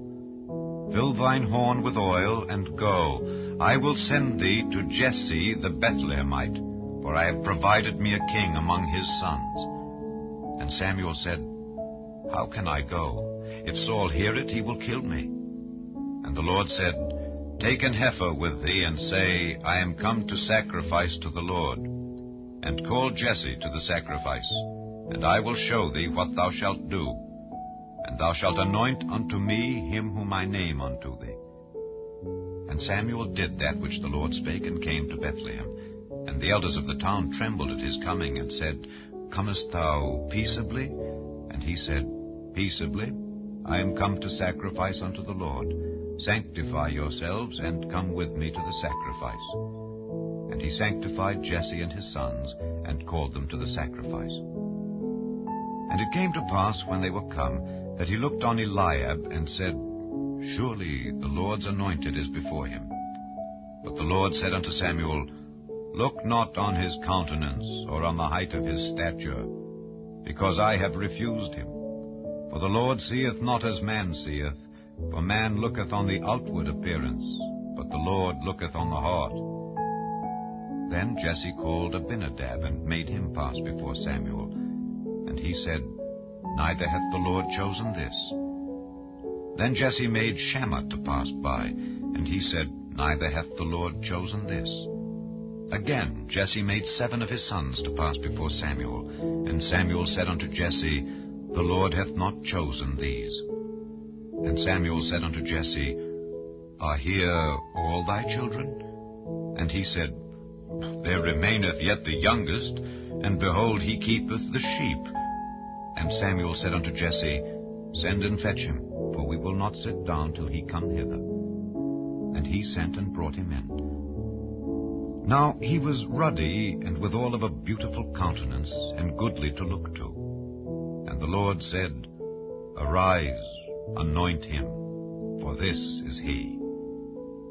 Then Samuel took the horn of oil, and anointed him in the midst of his brethren. And the Spirit of the Lord came upon David from that day forward.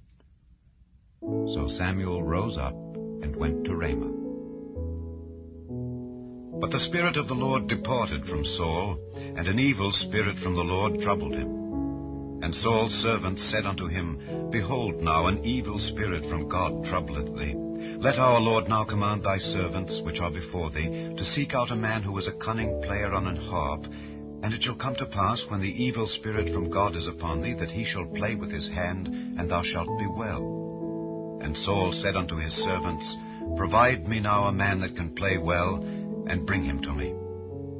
Then answered one of the servants, and said, Behold, I have seen a son of Jesse the Bethlehemite, that is cunning in playing, and a mighty valiant man, and a man of war, and prudent in matters, and a comely person. And the Lord is with him. Wherefore Saul sent messengers unto Jesse, and said, Send me David thy son, which is with the sheep. And Jesse took an ass laden with bread, and a bottle of wine, and a kid, and sent them by David his son unto Saul. And David came to Saul, and stood before him. And he loved him greatly, and he became his armor-bearer. And Saul sent to Jesse, saying, Let David, I pray thee, stand before me, for he hath found favor in my sight. And it came to pass, when the evil spirit from God was upon Saul, that David took an harp, and played with his hand. So Saul was refreshed, and was well, and the evil spirit departed from him. Chapter 17. Now the Philistines gathered together their armies to battle, and were gathered together at Shochoh, which belongeth to Judah, and pitched between Shochoh and Azekah in Ephes-dammim. And Saul and the men of Israel were gathered together, and pitched by the valley of Elah, and set the battle in array against the Philistines. And the Philistines stood on a mountain on the one side, and Israel stood on a mountain on the other side, and there was a valley between them. And there went out a champion out of the camp of the Philistines, named Goliath of Gath, whose height was 6 cubits and a span. And he had an helmet of brass upon his head, and he was armed with a coat of mail, and the weight of the coat was 5,000 shekels of brass.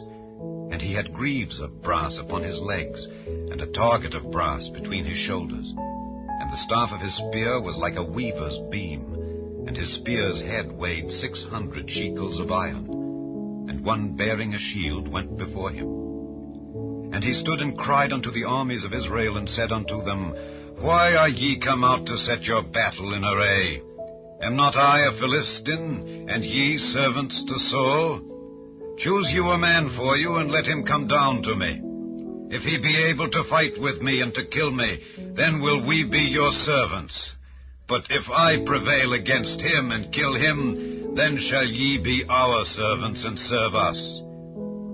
And the Philistine said, I defy the armies of Israel this day. Give me a man that we may fight together. When Saul and all Israel heard those words of the Philistine, they were dismayed and greatly afraid. Now David was the son of that Ephrathite of Bethlehem, Judah, whose name was Jesse. And he had 8 sons, and the man went among men for an old man in the days of Saul. And the 3 eldest sons of Jesse went and followed Saul to the battle. And the names of his 3 sons that went to the battle were Eliab the firstborn, and next unto him Abinadab, and the third Shammah. And David was the youngest. And the 3 eldest followed Saul. But David went and returned from Saul to feed his father's sheep at Bethlehem. And the Philistine drew near morning and evening, and presented himself 40 days. And Jesse said unto David his son, Take now for thy brethren an ephah of this parched corn, and these 10 loaves, and run to the camp to thy brethren, and carry these 10 cheeses unto the captain of their 1,000, and look how thy brethren fare, and take their pledge. Now Saul and they and all the men of Israel were in the valley of Elah, fighting with the Philistines. And David rose up early in the morning, and left the sheep with a keeper, and took and went as Jesse had commanded him. And he came to the trench as the host was going forth to the fight, and shouted for the battle. For Israel and the Philistines had put the battle in array, army against army. And David left his carriage in the hand of the keeper of the carriage, and ran into the army, and came and saluted his brethren. And as he talked with them, behold, there came up the champion, the Philistine of Gath, Goliath by name, out of the armies of the Philistines, and spake according to the same words. And David heard them. And all the men of Israel, when they saw the man, fled from him, and were sore afraid. And the men of Israel said, Have ye seen this man that is come up? Surely to defy Israel is he come up. And it shall be that the man who killeth him, the king will enrich him with great riches, and will give him his daughter, and make his father's house free in Israel. And David spake to the men that stood by him, saying, What shall be done to the man that killeth this Philistine, and taketh away the reproach from Israel? For who is this uncircumcised Philistine, that he should defy the armies of the living God? And the people answered him after this manner, saying, So shall it be done to the man that killeth him. And Eliab his eldest brother heard when he spake unto the men. And Eliab's anger was kindled against David, and he said, Why camest thou down hither? And with whom hast thou left those few sheep in the wilderness? I know thy pride and the naughtiness of thine heart, for thou art come down that thou mightest see the battle. And David said, What have I now done? Is there not a cause? And he turned from him toward another, and spake after the same manner. And the people answered him again after the former manner. And when the words were heard which David spake, they rehearsed them before Saul, and he sent for him. And David said to Saul, Let no man's heart fail because of him. Thy servant will go and fight with this Philistine. And Saul said to David, Thou art not able to go against this Philistine to fight with him, for thou art but a youth, and he a man of war from his youth. And David said unto Saul, Thy servant kept his father's sheep, and there came a lion and a bear, and took a lamb out of the flock. And I went out after him, and smote him, and delivered it out of his mouth. And when he arose against me, I caught him by his beard, and smote him, and slew him. Thy servant slew both the lion and the bear. And this uncircumcised Philistine shall be as one of them, seeing he hath defied the armies of the living God. David said moreover, The Lord that delivered me out of the paw of the lion and out of the paw of the bear, he will deliver me out of the hand of this Philistine. And Saul said unto David, Go, and the Lord be with thee. And Saul armed David with his armor, and he put an helmet of brass upon his head. Also he armed him with a coat of mail. And David girded his sword upon his armor, and he essayed to go, for he had not proved it. And David said unto Saul, I cannot go with these, for I have not proved them. And David put them off him. And he took his staff in his hand, and chose him 5 smooth stones out of the brook, and put them in a shepherd's bag which he had, even in a scrip, and his sling was in his hand. And he drew near to the Philistine. And the Philistine came on, and drew near unto David, and the man that bare the shield went before him. And when the Philistine looked about and saw David, he disdained him, for he was but a youth, and ruddy, and of a fair countenance. And the Philistine said unto David, Am I a dog, that thou comest to me with staves? And the Philistine cursed David by his gods. And the Philistine said to David, Come to me, and I will give thy flesh unto the fowls of the air, and to the beasts of the field. Then said David to the Philistine, Thou comest to me with a sword, and with a spear, and with a shield. But I come to thee in the name of the Lord of hosts, the God of the armies of Israel, whom thou hast defied. This day will the Lord deliver thee into mine hand, and I will smite thee, and take thine head from thee. And I will give the carcasses of the host of the Philistines this day unto the fowls of the air, and to the wild beasts of the earth, that all the earth may know that there is a God in Israel. And all this assembly shall know that the Lord saveth not with sword and spear, for the battle is the Lord's, and he will give you into our hands. And it came to pass, when the Philistine arose and came and drew nigh to meet David, that David hasted and ran toward the army to meet the Philistine. And David put his hand in his bag, and took thence a stone, and slang it, and smote the Philistine in his forehead, that the stone sunk into his forehead, and he fell upon his face to the earth. So David prevailed over the Philistine with a sling and with a stone, and smote the Philistine and slew him. But there was no sword in the hand of David. Therefore David ran and stood upon the Philistine, and took his sword, and drew it out of the sheath thereof, and slew him, and cut off his head therewith. And when the Philistines saw their champion was dead, they fled.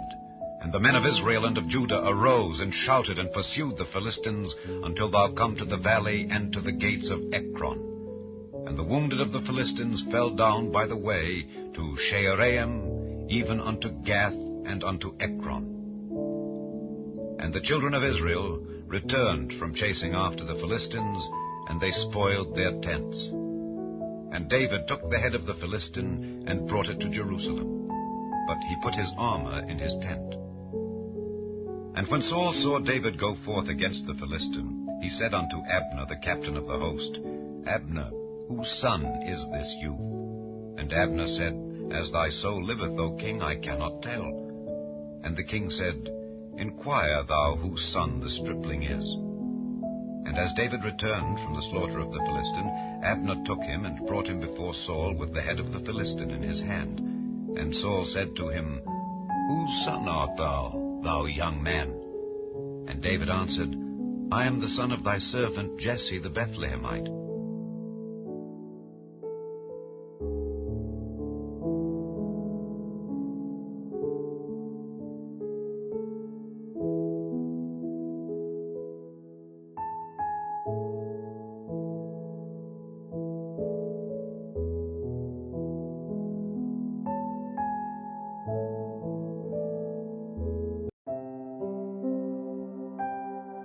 Chapter 18.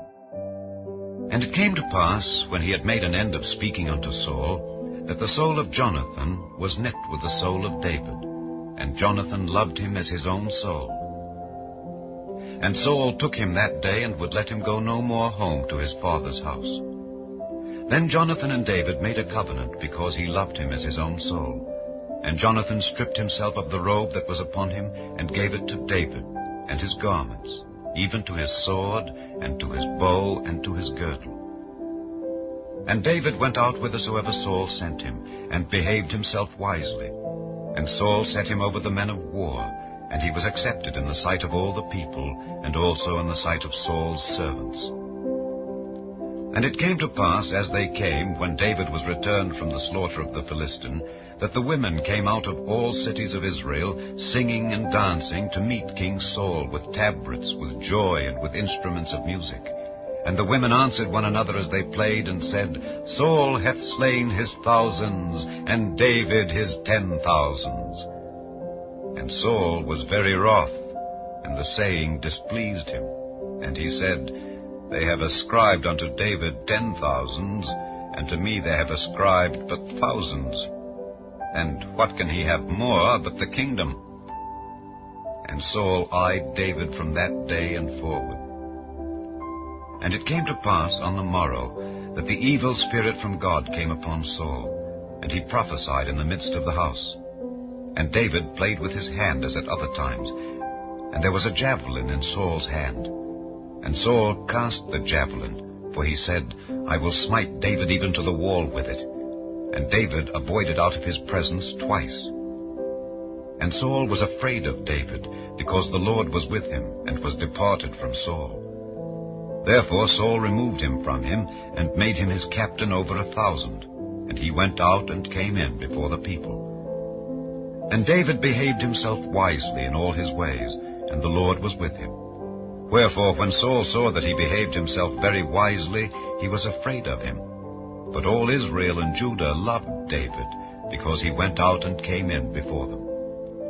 And Saul said to David, Behold, my elder daughter Merab, her will I give thee to wife. Only be thou valiant for me, and fight the Lord's battles. For Saul said, Let not mine hand be upon him, but let the hand of the Philistines be upon him. And David said unto Saul, Who am I, and what is my life or my father's family in Israel, that I should be son-in-law to the king?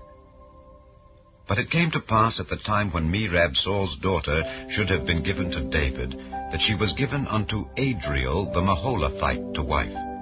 And Michal, Saul's daughter, loved David, and they told Saul, and the thing pleased him. And Saul said, I will give him her, that she may be a snare to him, and that the hand of the Philistines may be against him. Wherefore Saul said to David, Thou shalt this day be my son-in-law in the one of the twain. And Saul commanded his servants, saying, Commune with David secretly, and say, Behold, the king hath delight in thee, and all his servants love thee. Now therefore be the king's son-in-law. And Saul's servants spake those words in the ears of David. And David said, Seemeth it to you a light thing to be a king's son-in-law, seeing that I am a poor man and lightly esteemed? And the servants of Saul told him, saying, On this manner spake David. And Saul said, Thus shall ye say to David, The king desireth not any dowry, but 100 foreskins of the Philistines, to be avenged of the king's enemies. But Saul thought to make David fall by the hand of the Philistines. And when his servants told David these words, it pleased David well to be the king's son-in-law. And the days were not expired. Wherefore David arose and went, he and his men, and slew of the Philistines 200 men. And David brought their foreskins, and they gave them in full tale to the king, that he might be the king's son-in-law. And Saul gave him Michal his daughter to wife. And Saul saw and knew that the Lord was with David, and that Michal Saul's daughter loved him. And Saul was yet the more afraid of David, and Saul became David's enemy continually. Then the princes of the Philistines went forth, and it came to pass after they went forth that David behaved himself more wisely than all the servants of Saul, so that his name was much set by. Chapter 19. And Saul spake to Jonathan his son and to all his servants that they should kill David. But Jonathan Saul's son delighted much in David, And Jonathan told David, saying, Saul my father seeketh to kill thee. Now therefore I pray thee, take heed to thyself until the morning, and abide in a secret place, and hide thyself. And I will go out and stand beside my father in the field where thou art, and I will commune with my father of thee, and what I see, that I will tell thee.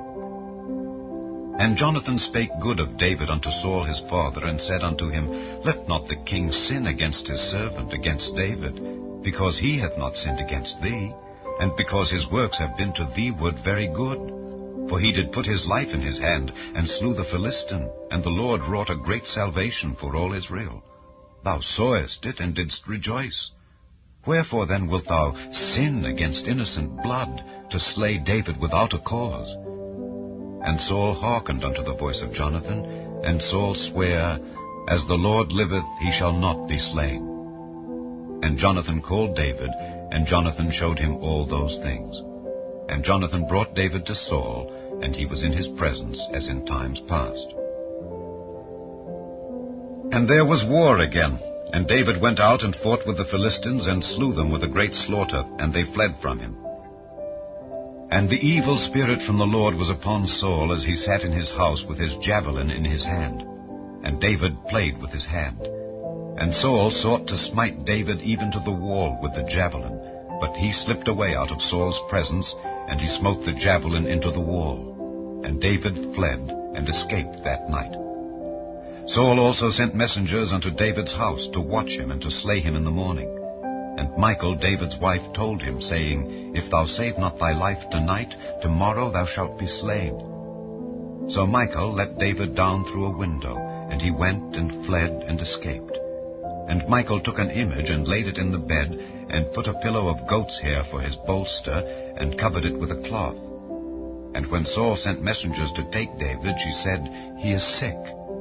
And Saul sent the messengers again to see David, saying, Bring him up to me in the bed, that I may slay him.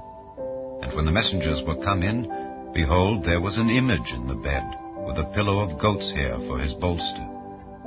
And Saul said unto Michal, Why hast thou deceived me so, and sent away mine enemy, that he is escaped? And Michal answered Saul, He said unto me, Let me go, why should I kill thee? So David fled and escaped, and came to Samuel to Ramah, and told him all that Saul had done to him. And he and Samuel went and dwelt in Naioth. And it was told Saul, saying, Behold, David is at Naioth in Ramah. And Saul sent messengers to take David. And when they saw the company of the prophets prophesying, and Samuel standing as appointed over them, the Spirit of God was upon the messengers of Saul, and they also prophesied. And when it was told Saul, he sent other messengers, and they prophesied likewise. And Saul sent messengers again the third time, and they prophesied also. Then went he also to Ramah, and came to a great well that is in Seku. And he asked and said, Where are Samuel and David? And one said, Behold, they be at Naioth in Ramah. And he went thither to Naioth in Ramah, and the Spirit of God was upon him also. And he went on and prophesied until he came to Naioth in Ramah. And he stripped off his clothes also, and prophesied before Samuel in like manner, and lay down naked all that day and all that night. Wherefore they say, Is Saul also among the prophets? Chapter 20. And David fled from Naioth in Ramah, and came and said before Jonathan, What have I done? What is mine iniquity? And what is my sin before thy father, that he seeketh my life? And he said unto him, God forbid, thou shalt not die. Behold, my father will do nothing, either great or small, but that he will show it me. And why should my father hide this thing from me? It is not so. And David sware moreover, and said, Thy father certainly knoweth that I have found grace in thine eyes. And he saith, Let not Jonathan know this, lest he be grieved. But truly, as the Lord liveth, and as thy soul liveth, there is but a step between me and death. Then said Jonathan unto David, Whatsoever thy soul desireth, I will even do it for thee. And David said unto Jonathan, Behold, tomorrow is the new moon, and I should not fail to sit with the king at meat. But let me go, that I may hide myself in the field unto the 3rd day at even. If thy father at all miss me, then say, David earnestly asked leave of me that he might run to Bethlehem his city, for there is a yearly sacrifice there for all the family. If he say thus, It is well, thy servant shall have peace. But if he be very wroth, then be sure that evil is determined by him. Therefore thou shalt deal kindly with thy servant, for thou hast brought thy servant into a covenant of the Lord with thee. Notwithstanding, if there be in me iniquity, slay me thyself, for why shouldest thou bring me to thy father? And Jonathan said, Far be it from thee, for if I knew certainly that evil were determined by my father to come upon thee, then would not I tell it thee? Then said David to Jonathan, Who shall tell me? Or what if thy father answer thee roughly? And Jonathan said unto David, Come, and let us go out into the field. And they went out both of them into the field. And Jonathan said unto David, O Lord God of Israel, when I have sounded my father about tomorrow any time, or the 3rd day, and behold, if there be good toward David, and I then send not unto thee, and show it thee, the Lord do so, and much more to Jonathan. But if it please my father to do thee evil, then I will show it thee, and send thee away, that thou mayest go in peace. And the Lord be with thee, as he hath been with my father. And thou shalt not only, while yet I live, show me the kindness of the Lord, that I die not, but also thou shalt not cut off thy kindness from my house forever. No, not when the Lord hath cut off the enemies of David, every one from the face of the earth. So Jonathan made a covenant with the house of David, saying, Let the Lord even require it at the hand of David's enemies. And Jonathan caused David to swear again, because he loved him, for he loved him as he loved his own soul. Then Jonathan said to David, Tomorrow is the new moon, and thou shalt be missed, because thy seat will be empty. And when thou hast stayed 3 days, then thou shalt go down quickly, and come to the place where thou didst hide thyself when the business was in hand, and shalt remain by the stone Ezel. And I will shoot 3 arrows on the side thereof, as though I shot at a mark. And behold, I will send a lad, saying, Go find out the arrows. If I expressly say unto the lad, Behold, the arrows are on this side of thee, take them, then come thou, for there is peace to thee, and no hurt, as the Lord liveth. But if I say thus unto the young man, Behold, the arrows are beyond thee, go thy way, for the Lord hath sent thee away. And as touching the matter which thou and I have spoken of, behold, the Lord be between thee and me forever. So David hid himself in the field, and when the new moon was come, the king sat him down to eat meat. And the king sat upon his seat, as at other times, even upon a seat by the wall. And Jonathan arose, and Abner sat by Saul's side, and David's place was empty.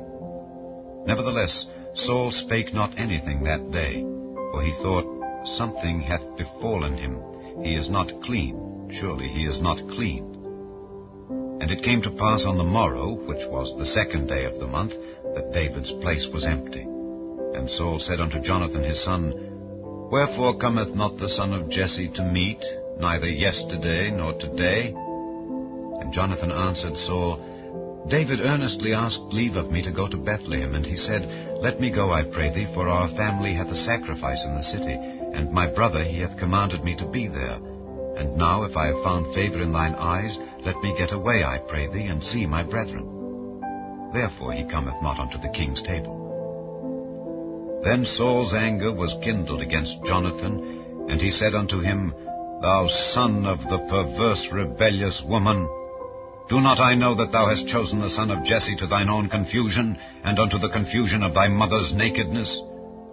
For as long as the son of Jesse liveth upon the ground, thou shalt not be established, nor thy kingdom.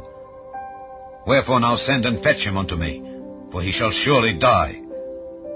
And Jonathan answered Saul his father, and said unto him, Wherefore shall he be slain? What hath he done?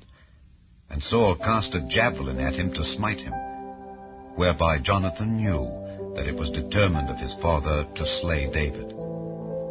So Jonathan arose from the table in fierce anger, and did eat no meat the 2nd day of the month, for he was grieved for David, because his father had done him shame.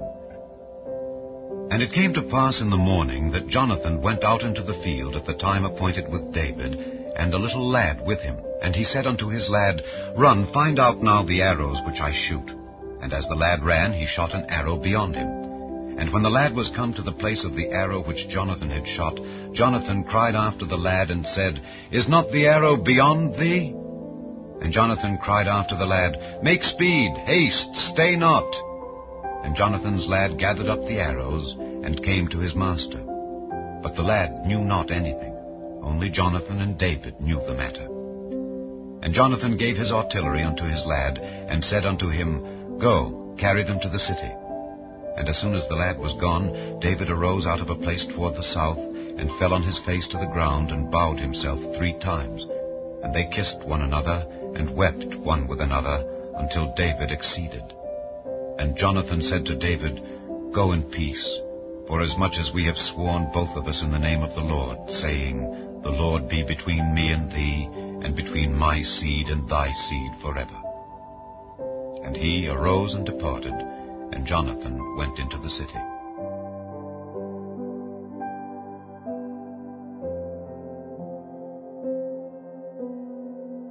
Chapter 21. Then came David to Nob, to Ahimelech the priest. And Ahimelech was afraid at the meeting of David, and said unto him, Why art thou alone, and no man with thee? And David said unto Ahimelech the priest, The king hath commanded me a business, and hath said unto me, Let no man know anything of the business whereabout I send thee, and what I have commanded thee. And I have appointed my servants to such and such a place. Now therefore, what is under thine hand? Give me 5 loaves of bread in mine hand, or what there is present. And the priest answered David, and said, There is no common bread under mine hand, but there is hallowed bread, if the young men have kept themselves at least from women.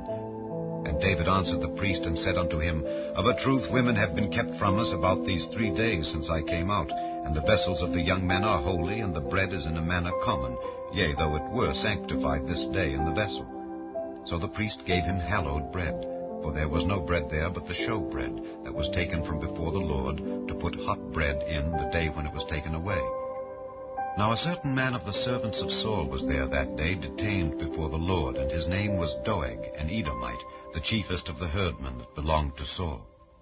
And David said unto Ahimelech, And is there not here under thine hand spear or sword? For I have neither brought my sword nor my weapons with me, because the king's business required haste. And the priest said, The sword of Goliath the Philistine, whom thou slewest in the valley of Elah, behold, it is here wrapped in a cloth behind the ephod. If thou wilt take that, take it, for there is no other save that here. And David said, There is none like that. Give it me. And David arose and fled that day for fear of Saul, and went to Achish the king of Gath. And the servants of Achish said unto him, Is not this David the king of the land? Did they not sing one to another of him in dances, saying, Saul hath slain his thousands, and David his 10,000s? And David laid up these words in his heart, and was sore afraid of Achish the king of Gath.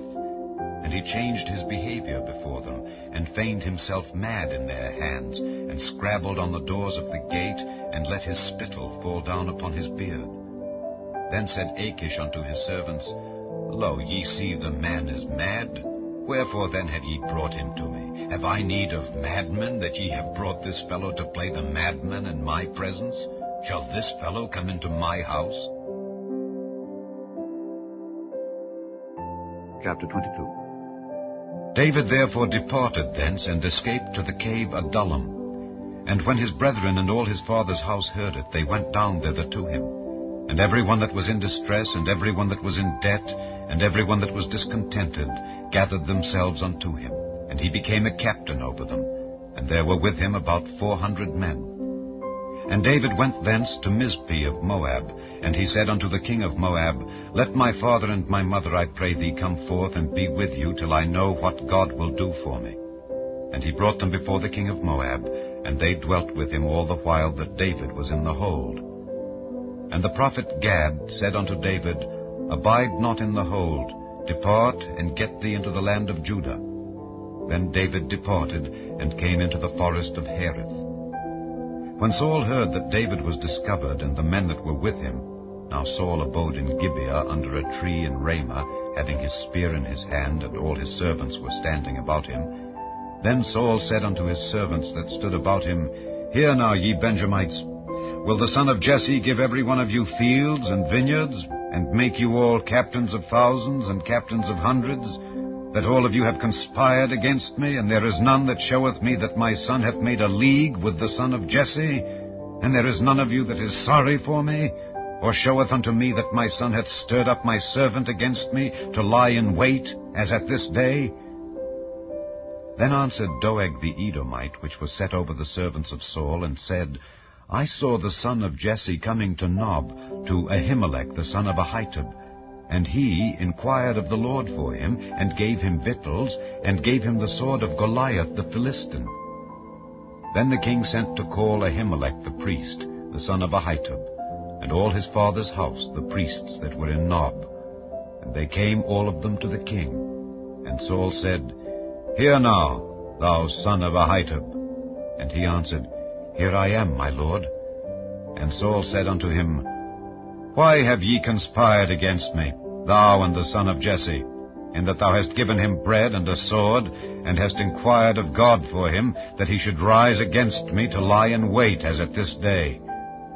Then Ahimelech answered the king and said, And who is so faithful among all thy servants as David, which is the king's son-in-law, and goeth at thy bidding, and is honorable in thine house? Did I then begin to inquire of God for him? Be it far from me. Let not the king impute anything unto his servant, nor to all the house of my father. For thy servant knew nothing of all this, less or more. And the king said, Thou shalt surely die, Ahimelech, thou and all thy father's house. And the king said unto the footmen that stood about him, Turn and slay the priests of the Lord, because their hand also is with David, and because they knew when he fled and did not show it to me. But the servants of the king would not put forth their hand to fall upon the priests of the Lord. And the king said to Doeg, Turn thou and fall upon the priests. And Doeg the Edomite turned, and he fell upon the priests, and slew on that day 75 persons that did wear a linen ephod. And Nob, the city of the priests, smote he with the edge of the sword, both men and women, children and sucklings, and oxen and asses and sheep with the edge of the sword. And one of the sons of Ahimelech, the son of Ahitub, named Abiathar, escaped, and fled after David. And Abiathar showed David that Saul had slain the Lord's priests. And David said unto Abiathar, I knew it that day when Doeg the Edomite was there, that he would surely tell Saul, I have occasioned the death of all the persons of thy father's house. Abide thou with me, fear not, for he that seeketh my life seeketh thy life, but with me thou shalt be in safeguard. Chapter 23. Then they told David, saying, Behold, the Philistines fight against Keilah, and they rob the threshing floors. Therefore David inquired of the Lord, saying, Shall I go and smite these Philistines? And the Lord said unto David, Go, and smite the Philistines, and save Keilah. And David's men said unto him, Behold, we be afraid here in Judah. How much more then if we come to Keilah against the armies of the Philistines? Then David inquired of the Lord yet again, and the Lord answered him and said, Arise, go down to Keilah, for I will deliver the Philistines into thine hand. So David and his men went to Keilah, and fought with the Philistines, and brought away their cattle, and smote them with a great slaughter. So David saved the inhabitants of Keilah. And it came to pass, when Abiathar the son of Ahimelech fled to David to Keilah, that he came down with an ephod in his hand. And it was told Saul that David was come to Keilah. And Saul said, God hath delivered him into mine hand, for he is shut in by entering into a town that hath gates and bars. And Saul called all the people together to war, to go down to Keilah to besiege David and his men. And David knew that Saul secretly practiced mischief against him, and he said to Abiathar the priest, Bring hither the ephod. Then said David, O Lord God of Israel, thy servant hath certainly heard that Saul seeketh to come to Keilah to destroy the city for my sake. Will the men of Keilah deliver me up into his hand? Will Saul come down, as thy servant hath heard? O Lord God of Israel, I beseech thee, tell thy servant. And the Lord said, He will come down. Then said David, Will the men of Keilah deliver me and my men into the hand of Saul? And the Lord said, They will deliver thee up. Then David and his men, which were about 600, arose and departed out of Keilah, and went whithersoever they could go.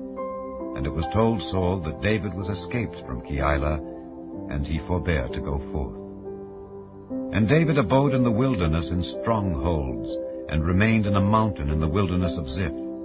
And Saul sought him every day, but God delivered him not into his hand. And David saw that Saul was come out to seek his life, and David was in the wilderness of Ziph in a wood. And Jonathan, Saul's son, arose, and went to David into the wood, and strengthened his hand in God.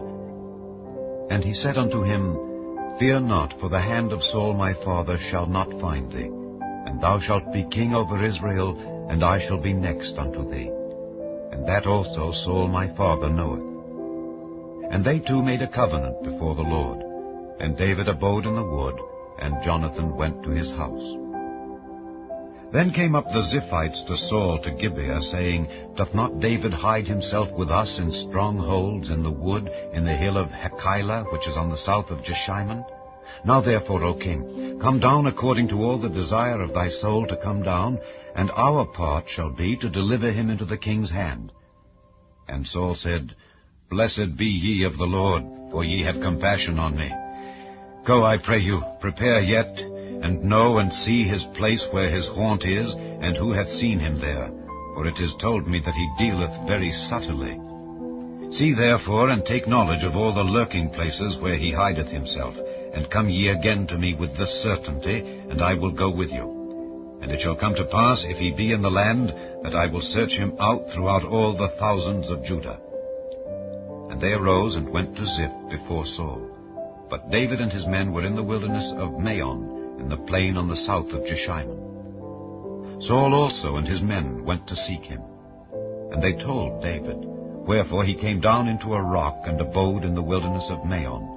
And when Saul heard that, he pursued after David in the wilderness of Maon. And Saul went on this side of the mountain, and David and his men on that side of the mountain. And David made haste to get away for fear of Saul, for Saul and his men compassed David and his men round about to take them. But there came a messenger unto Saul, saying, Haste thee and come, for the Philistines have invaded the land. Wherefore Saul returned from pursuing after David, and went against the Philistines. Therefore they called that place Selah Hamalekoth. And David went up from thence, and dwelt in strongholds at Engedi. Chapter 24. And it came to pass, when Saul was returned from following the Philistines, that it was told him, saying, Behold, David is in the wilderness of Engedi. Then Saul took 3,000 chosen men out of all Israel, and went to seek David and his men upon the rocks of the wild goats. And he came to the sheepcotes by the way, where was a cave. And Saul went in to cover his feet. And David and his men remained in the sides of the cave. And the men of David said unto him, Behold, the day of which the Lord said unto thee, Behold, I will deliver thine enemy into thine hand, that thou mayest do to him as it shall seem good unto thee. Then David arose, and cut off the skirt of Saul's robe privily. And it came to pass afterward, that David's heart smote him, because he had cut off Saul's skirt. And he said unto his men, The Lord forbid that I should do this thing unto my master, the Lord's anointed, to stretch forth mine hand against him, seeing he is the anointed of the Lord. So David stayed his servants with these words, and suffered them not to rise against Saul. But Saul rose up out of the cave, and went on his way. David also arose afterward, and went out of the cave, and cried after Saul, saying, My lord the king. And when Saul looked behind him, David stooped with his face to the earth, and bowed himself. And David said to Saul, Wherefore hearest thou men's words, saying, Behold, David seeketh thy hurt?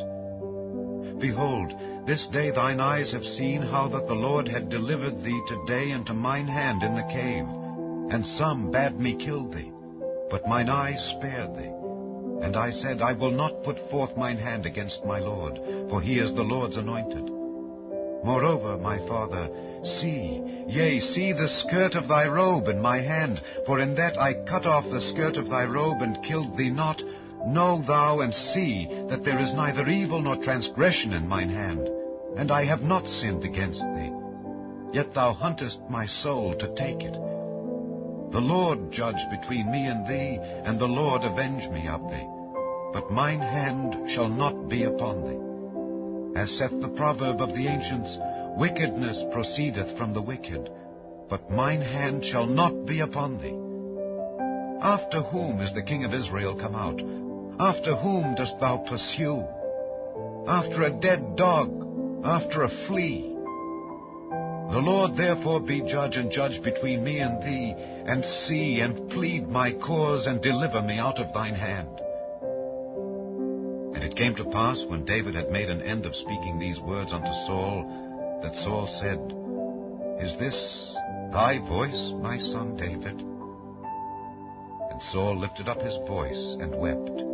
And he said to David, Thou art more righteous than I, for thou hast rewarded me good, whereas I have rewarded thee evil.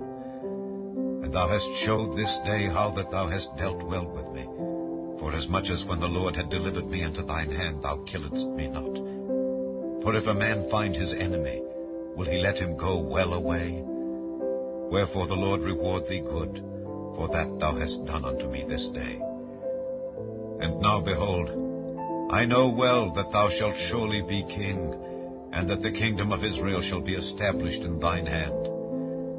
Swear now therefore unto me by the Lord that thou wilt not cut off my seed after me, and that thou wilt not destroy my name out of my father's house. And David sware unto Saul, and Saul went home. But David and his men gat them up unto the hold.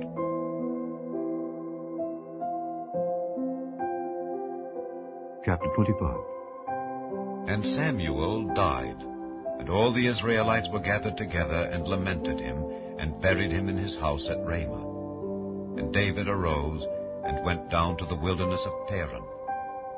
And there was a man in Maon, whose possessions were in Carmel. And the man was very great, and he had 3,000 sheep and 1,000 goats, and he was shearing his sheep in Carmel. Now the name of the man was Nabal, and the name of his wife Abigail. And she was a woman of good understanding, and of a beautiful countenance. But the man was churlish and evil in his doings, and he was of the house of Caleb. And David heard in the wilderness that Nabal did shear his sheep.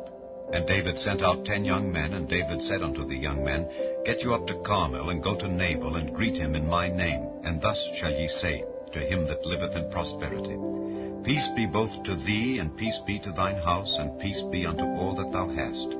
And now I have heard that thou hast shearers. Now thy shepherds which were with us, we hurt them not, neither was there aught missing unto them, all the while they were in Carmel. Ask thy young men, and they will show thee. Wherefore, let the young men find favor in thine eyes, for we come in a good day. Give, I pray thee, whatsoever cometh to thine hand unto thy servants, and to thy son David. And when David's young men came, they spake to Nabal according to all those words in the name of David, and ceased. And Nabal answered David's servants, and said, Who is David, and who is the son of Jesse? There be many servants nowadays that break away every man from his master. Shall I then take my bread and my water and my flesh that I have killed for my shearers, and give it unto men whom I know not whence they be? So David's young men turned their way, and went again, and came and told him all those sayings. And David said unto his men, Gird ye on every man his sword. And they girded on every man his sword, and David also girded on his sword. And there went up after David about 400 men, and 200 abode by the stuff. But one of the young men told Abigail, Nabal's wife, saying, Behold, David sent messengers out of the wilderness to salute our master, and he railed on them. But the men were very good unto us, and we were not hurt, neither missed we anything as long as we were conversant with them when we were in the fields. They were a wall unto us both by night and day, all the while we were with them keeping the sheep. Now therefore know and consider what thou wilt do, for evil is determined against our master and against all his household. For he is such a son of Belial that a man cannot speak to him. Then Abigail made haste, and took 200 loaves, and 2 bottles of wine, and 5 sheep ready dressed, and 5 measures of parched corn, and 100 clusters of raisins, and 200 cakes of figs, and laid them on asses. And she said unto her servants, Go on before me. Behold, I come after you. But she told not her husband Nabal. And it was so, as she rode on the ass, that she came down by the covert of the hill. And behold, David and his men came down against her, and she met them. Now David had said, Surely in vain have I kept all that this fellow hath in the wilderness, so that nothing was missed of all that pertained unto him. And he hath requited me evil for good. So and more also do God unto the enemies of David, if I leave of all that pertain to him by the morning light any that pisseth against the wall. And when Abigail saw David, she hasted and lighted off the ass, and fell before David on her face, and bowed herself to the ground, and fell at his feet, and said, Upon me, my lord, upon me let this iniquity be, and let thine handmaid, I pray thee, speak in thine audience, and hear the words of thine handmaid. Let not, my lord, I pray thee, regard this man of Belial, even Nabal. For as his name is, so is he. Nabal is his name, and folly is with him. But I, thine handmaid, saw not the young men of my lord whom thou didst send. Now therefore, my lord, as the Lord liveth, and as thy soul liveth, seeing the Lord hath withholden thee from coming to shed blood, and from avenging thyself with thine own hand, now let thine enemies, and they that seek evil to my lord, be as Nabal. And now this blessing which thine handmaid hath brought unto my lord, let it even be given unto the young men that follow my lord. I pray thee, forgive the trespass of thine handmaid, for the Lord will surely make my lord a sure house, because my lord fighteth the battles of the Lord, and evil hath not been found in thee all thy days. Yet a man is risen to pursue thee, and to seek thy soul. But the soul of my lord shall be bound in the bundle of life with the Lord thy God, and the souls of thine enemies, them shall he sling out, as out of the middle of a sling. And it shall come to pass, when the Lord shall have done to my lord according to all the good that he hath spoken concerning thee, and shall have appointed thee ruler over Israel, that this shall be no grief unto thee, nor offense of heart unto my lord, either that thou hast shed blood causeless, or that my lord hath avenged himself. But when the Lord shall have dealt well with my lord, then remember thine handmaid. And David said to Abigail, Blessed be the Lord God of Israel, which sent thee this day to meet me. And blessed be thy advice, and blessed be thou, which hast kept me this day from coming to shed blood, and from avenging myself with mine own hand. For in very deed, as the Lord God of Israel liveth, which hath kept me back from hurting thee, except thou hadst hasted and come to meet me, surely there had not been left unto Nabal by the morning light any that pisseth against the wall. So David received of her hand that which she had brought him, and said unto her, Go up in peace to thine house. See, I have hearkened to thy voice, and have accepted thy person. And Abigail came to Nabal, and behold, he held a feast in his house, like the feast of a king. And Nabal's heart was merry within him, for he was very drunken. Wherefore she told him nothing, less or more, until the morning light. But it came to pass in the morning, when the wine was gone out of Nabal, and his wife had told him these things, that his heart died within him, and he became as a stone. And it came to pass about 10 days after, that the Lord smote Nabal, that he died. And when David heard that Nabal was dead, he said, Blessed be the Lord that hath pleaded the cause of my reproach from the hand of Nabal, and hath kept his servant from evil. For the Lord hath returned the wickedness of Nabal upon his own head.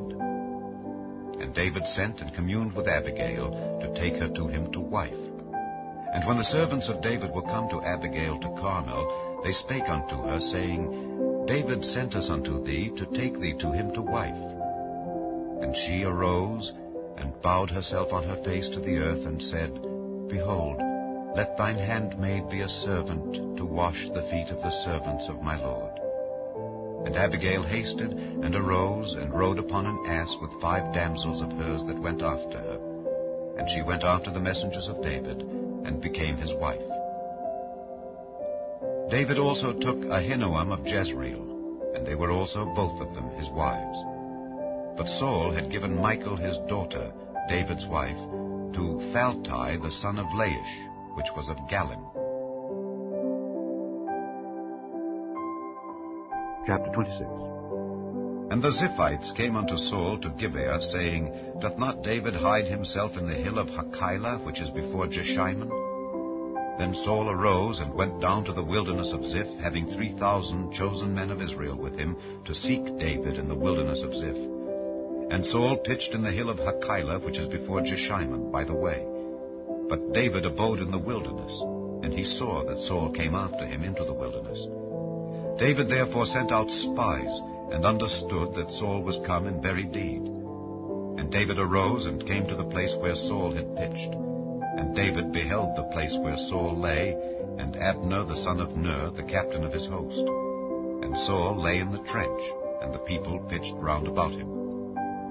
Then answered David and said to Ahimelech the Hittite, and to Abishai the son of Zeruiah, brother to Joab, saying, Who will go down with me to Saul to the camp? And Abishai said, I will go down with thee. So David and Abishai came to the people by night. And behold, Saul lay sleeping within the trench, and his spear stuck in the ground at his bolster. But Abner and the people lay round about him. Then said Abishai to David, God hath delivered thine enemy into thine hand this day. Now therefore let me smite him, I pray thee, with the spear, even to the earth at once, and I will not smite him the second time. And David said to Abishai, Destroy him not. For who can stretch forth his hand against the Lord's anointed and be guiltless? David said furthermore, As the Lord liveth, the Lord shall smite him. Or his day shall come to die, or he shall descend into battle and perish. The Lord forbid that I should stretch forth mine hand against the Lord's anointed. But I pray thee, take thou now the spear that is at his bolster, and the cruse of water, and let us go.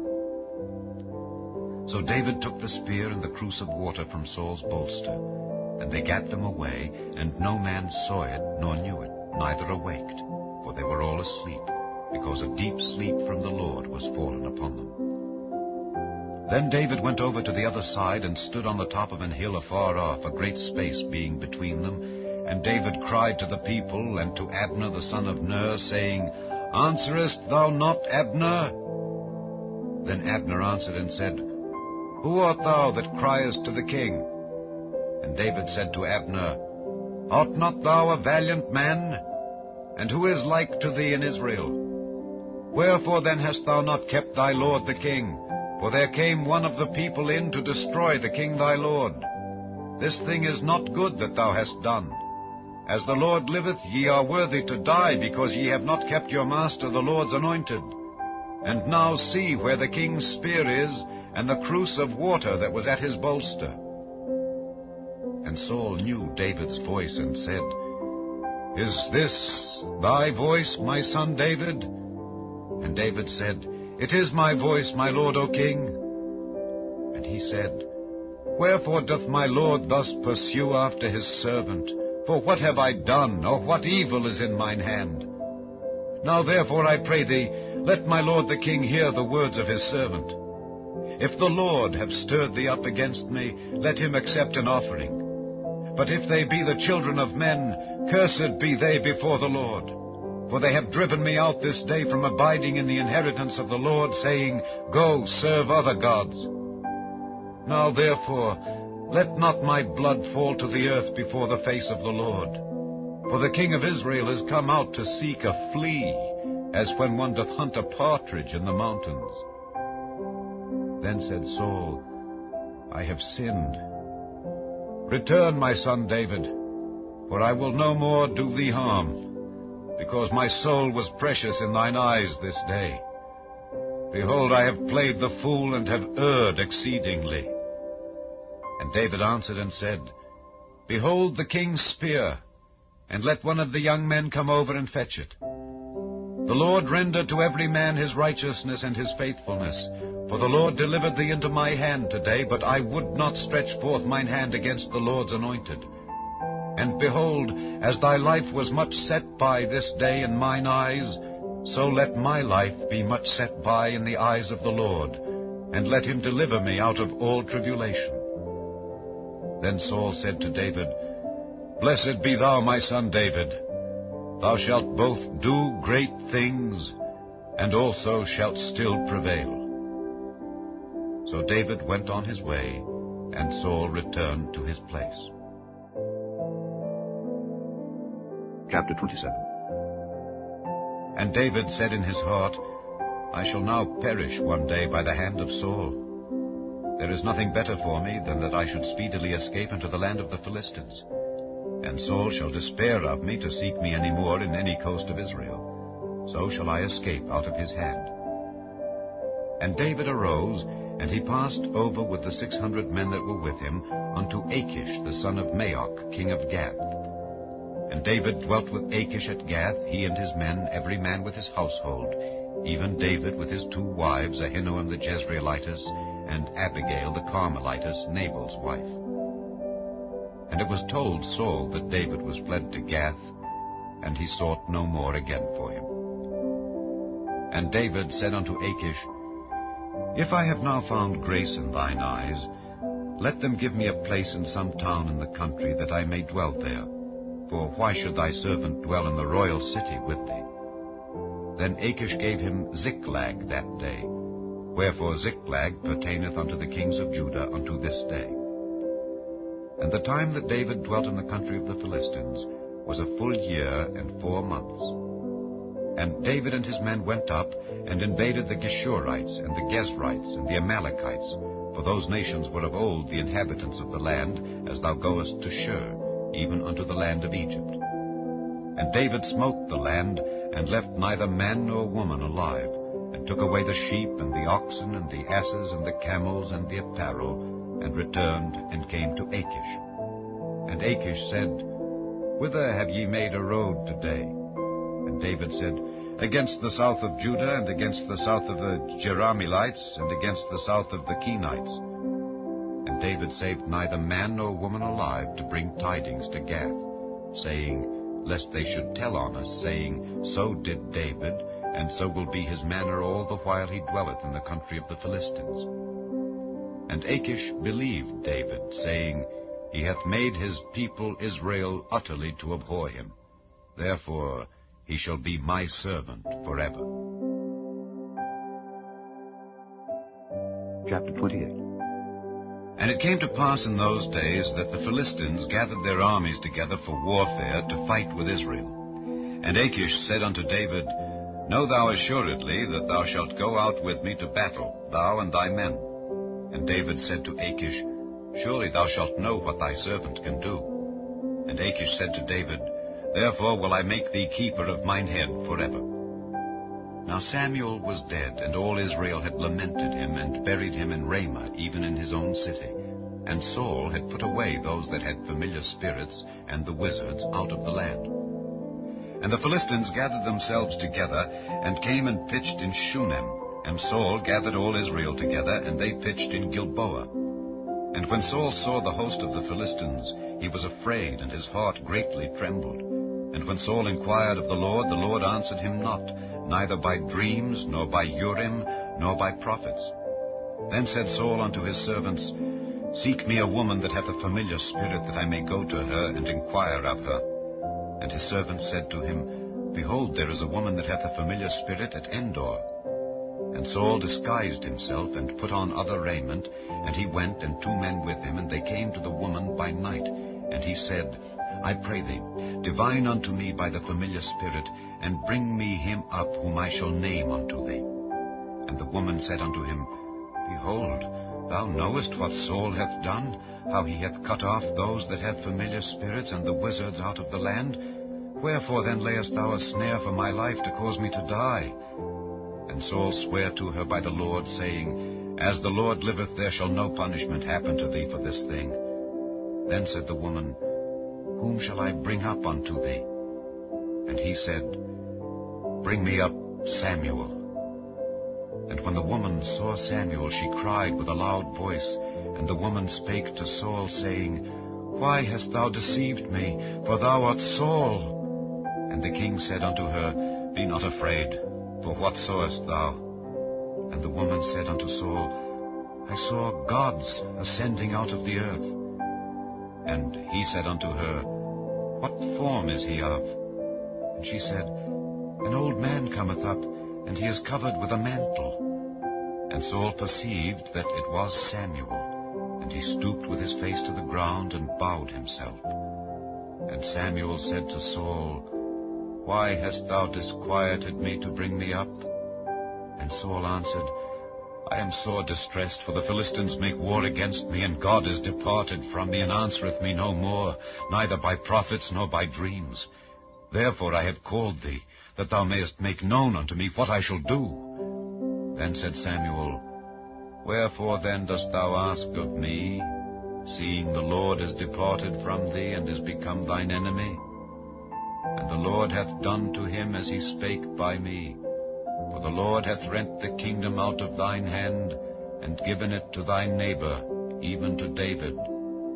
Because thou obeyedst not the voice of the Lord, nor executedst his fierce wrath upon Amalek, therefore hath the Lord done this thing unto thee this day. Moreover, the Lord will also deliver Israel with thee into the hand of the Philistines, and tomorrow shalt thou and thy sons be with me. The Lord also shall deliver the host of Israel into the hand of the Philistines. Then Saul fell straightway all along on the earth, and was sore afraid because of the words of Samuel. And there was no strength in him, for he had eaten no bread all the day nor all the night.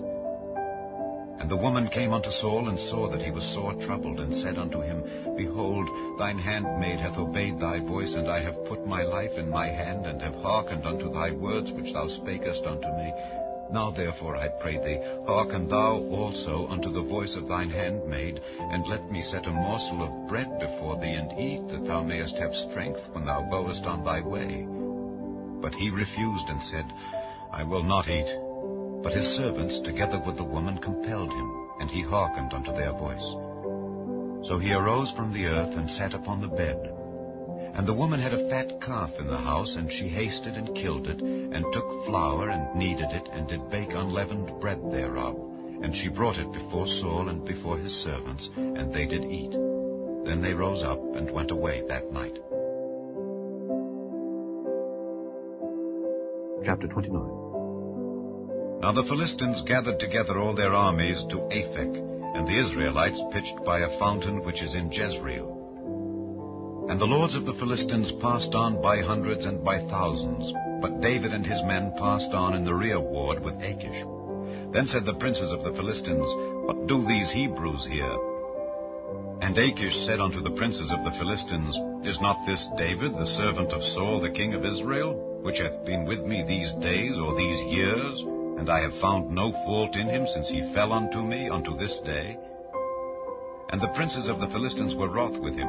And the princes of the Philistines said unto him, Make this fellow return, that he may go again to his place which thou hast appointed him, and let him not go down with us to battle, lest in the battle he be an adversary to us. For wherewith should he reconcile himself unto his master? Should it not be with the heads of these men? Is not this David, of whom they sang one to another in dances, saying, Saul slew his thousands, and David his 10,000s? Then Achish called David, and said unto him, Surely as the Lord liveth, thou hast been upright, and thy going out and thy coming in with me in the host is good in my sight. For I have not found evil in thee since the day of thy coming unto me unto this day. Nevertheless the Lord's favour thee not. Wherefore now return, and go in peace, that thou displease not the lords of the Philistines. And David said unto Achish, But what have I done? And what hast thou found in thy servant so long as I have been with thee unto this day, that I may not go fight against the enemies of my lord the king? And Achish answered and said to David, I know that thou art good in my sight as an angel of God. Notwithstanding, the princes of the Philistines have said, He shall not go up with us to the battle. Wherefore now rise up early in the morning with thy master's servants that are come with thee, and as soon as ye be up early in the morning and have light, depart. So David and his men rose up early to depart in the morning to return into the land of the Philistines. And the Philistines went up to Jezreel. Chapter 30. And it came to pass, when David and his men were come to Ziklag on the third day, that the Amalekites had invaded the south and Ziklag, and smitten Ziklag, and burned it with fire, and had taken the women captives that were therein. They slew not any, either great or small, but carried them away, and went on their way. So David and his men came to the city, and behold, it was burned with fire, and their wives and their sons and their daughters were taken captives. Then David and the people that were with him lifted up their voice and wept, until they had no more power to weep. And David's 2 wives were taken captives, Ahinoam the Jezreelitess, and Abigail the wife of Nabal the Carmelite. And David was greatly distressed, for the people spake of stoning him, because the soul of all the people was grieved, every man for his sons and for his daughters. But David encouraged himself in the Lord his God. And David said to Abiathar the priest, Ahimelech's son, I pray thee, bring me hither the ephod. And Abiathar brought thither the ephod to David. And David inquired at the Lord, saying, Shall I pursue after this troop? Shall I overtake them? And he answered him, Pursue, for thou shalt surely overtake them, and without fail recover all. So David went, he and the 600 men that were with him, and came to the brook Besor, where those that were left behind stayed. But David pursued, he and 400 men, for 200 abode behind, which were so faint that they could not go over the brook Besor. And they found an Egyptian in the field, and brought him to David, and gave him bread, and he did eat, and they made him drink water. And they gave him a piece of a cake of figs, and 2 clusters of raisins. And when he had eaten, his spirit came again to him, for he had eaten no bread nor drunk any water 3 days and 3 nights. And David said unto him, To whom belongest thou? And whence art thou? And he said, I am a young man of Egypt, servant to an Amalekite, and my master left me, because 3 days agone I fell sick. We made an invasion upon the south of the Kerethites, and upon the coast which belongeth to Judah, and upon the south of Caleb, and we burned Ziklag with fire. And David said to him, Canst thou bring me down to this company? And he said, Swear unto me by God that thou wilt neither kill me, nor deliver me into the hands of my master, and I will bring thee down to this company. And when he had brought him down, behold, they were spread abroad upon all the earth, eating and drinking and dancing, because of all the great spoil that they had taken out of the land of the Philistines and out of the land of Judah. And David smote them from the twilight even unto the evening of the next day, and there escaped not a man of them, save 400 young men which rode upon camels and fled. And David recovered all that the Amalekites had carried away, and David rescued his 2 wives. And there was nothing lacking to them, neither small nor great, neither sons nor daughters, neither spoil nor anything that they had taken to them. David recovered all. And David took all the flocks and the herds which they drave before those other cattle, and said, This is David's spoil. And David came to the 200 men which were so faint that they could not follow David, whom they had made also to abide at the brook Besor. And they went forth to meet David, and to meet the people that were with him. And when David came near to the people, he saluted them. Then answered all the wicked men and men of Belial of those that went with David, and said, Because they went not with us, we will not give them aught of the spoil that we have recovered, save to every man his wife and his children, that they may lead them away and depart. Then said David, Ye shall not do so, my brethren, with that which the Lord hath given us, who hath preserved us, and delivered the company that came against us into our hand. For who will hearken unto you in this matter? But as his part is that goeth down to the battle, so shall his part be that tarrieth by the stuff. They shall part alike. And it was so from that day forward, that he made it a statute and an ordinance for Israel unto this day. And when David came to Ziklag, he sent of the spoil unto the elders of Judah, even to his friends, saying, Behold, a present for you of the spoil of the enemies of the Lord. To them which were in Bethel, and to them which were in South Ramoth, and to them which were in Jatir, and to them which were in Aroer, and to them which were in Siphmoth, and to them which were in Eshtemoa, and to them which were in Rachel, and to them which were in the cities of the Jerahmeelites, and to them which were in the cities of the Kenites, and to them which were in Hormah, and to them which were in Korashan, and to them which were in Athak, and to them which were in Hebron, and to all the places where David himself and his men were wont to haunt. Chapter 31. Now the Philistines fought against Israel, and the men of Israel fled from before the Philistines, and fell down slain in Mount Gilboa. And the Philistines followed hard upon Saul and upon his sons. And the Philistines slew Jonathan, and Abinadab, and Malchishua, Saul's sons.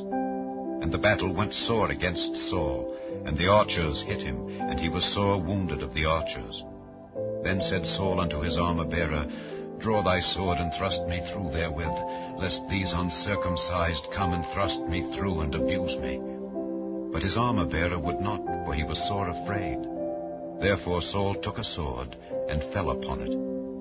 And when his armor-bearer saw that Saul was dead, he fell likewise upon his sword, and died with him. So Saul died, and his 3 sons, and his armor-bearer, and all his men, that same day together. And when the men of Israel that were on the other side of the valley, and they that were on the other side Jordan, saw that the men of Israel fled, and that Saul and his sons were dead, they forsook the cities and fled, and the Philistines came and dwelt in them. And it came to pass on the morrow, when the Philistines came to strip the slain, that they found Saul and his 3 sons fallen in Mount Gilboa. And they cut off his head, and stripped off his armor, and sent into the land of the Philistines round about to publish it in the house of their idols and among the people. And they put his armor in the house of Ashtaroth, and they fastened his body to the wall of Bethshan. And when the inhabitants of Jabesh-Gilead heard of that which the Philistines had done to Saul, all the valiant men arose, and went all night, and took the body of Saul and the bodies of his sons from the wall of Bethshan, and came to Jabesh, and burnt them there. And they took their bones, and buried them under a tree at Jabesh, and fasted 7 days.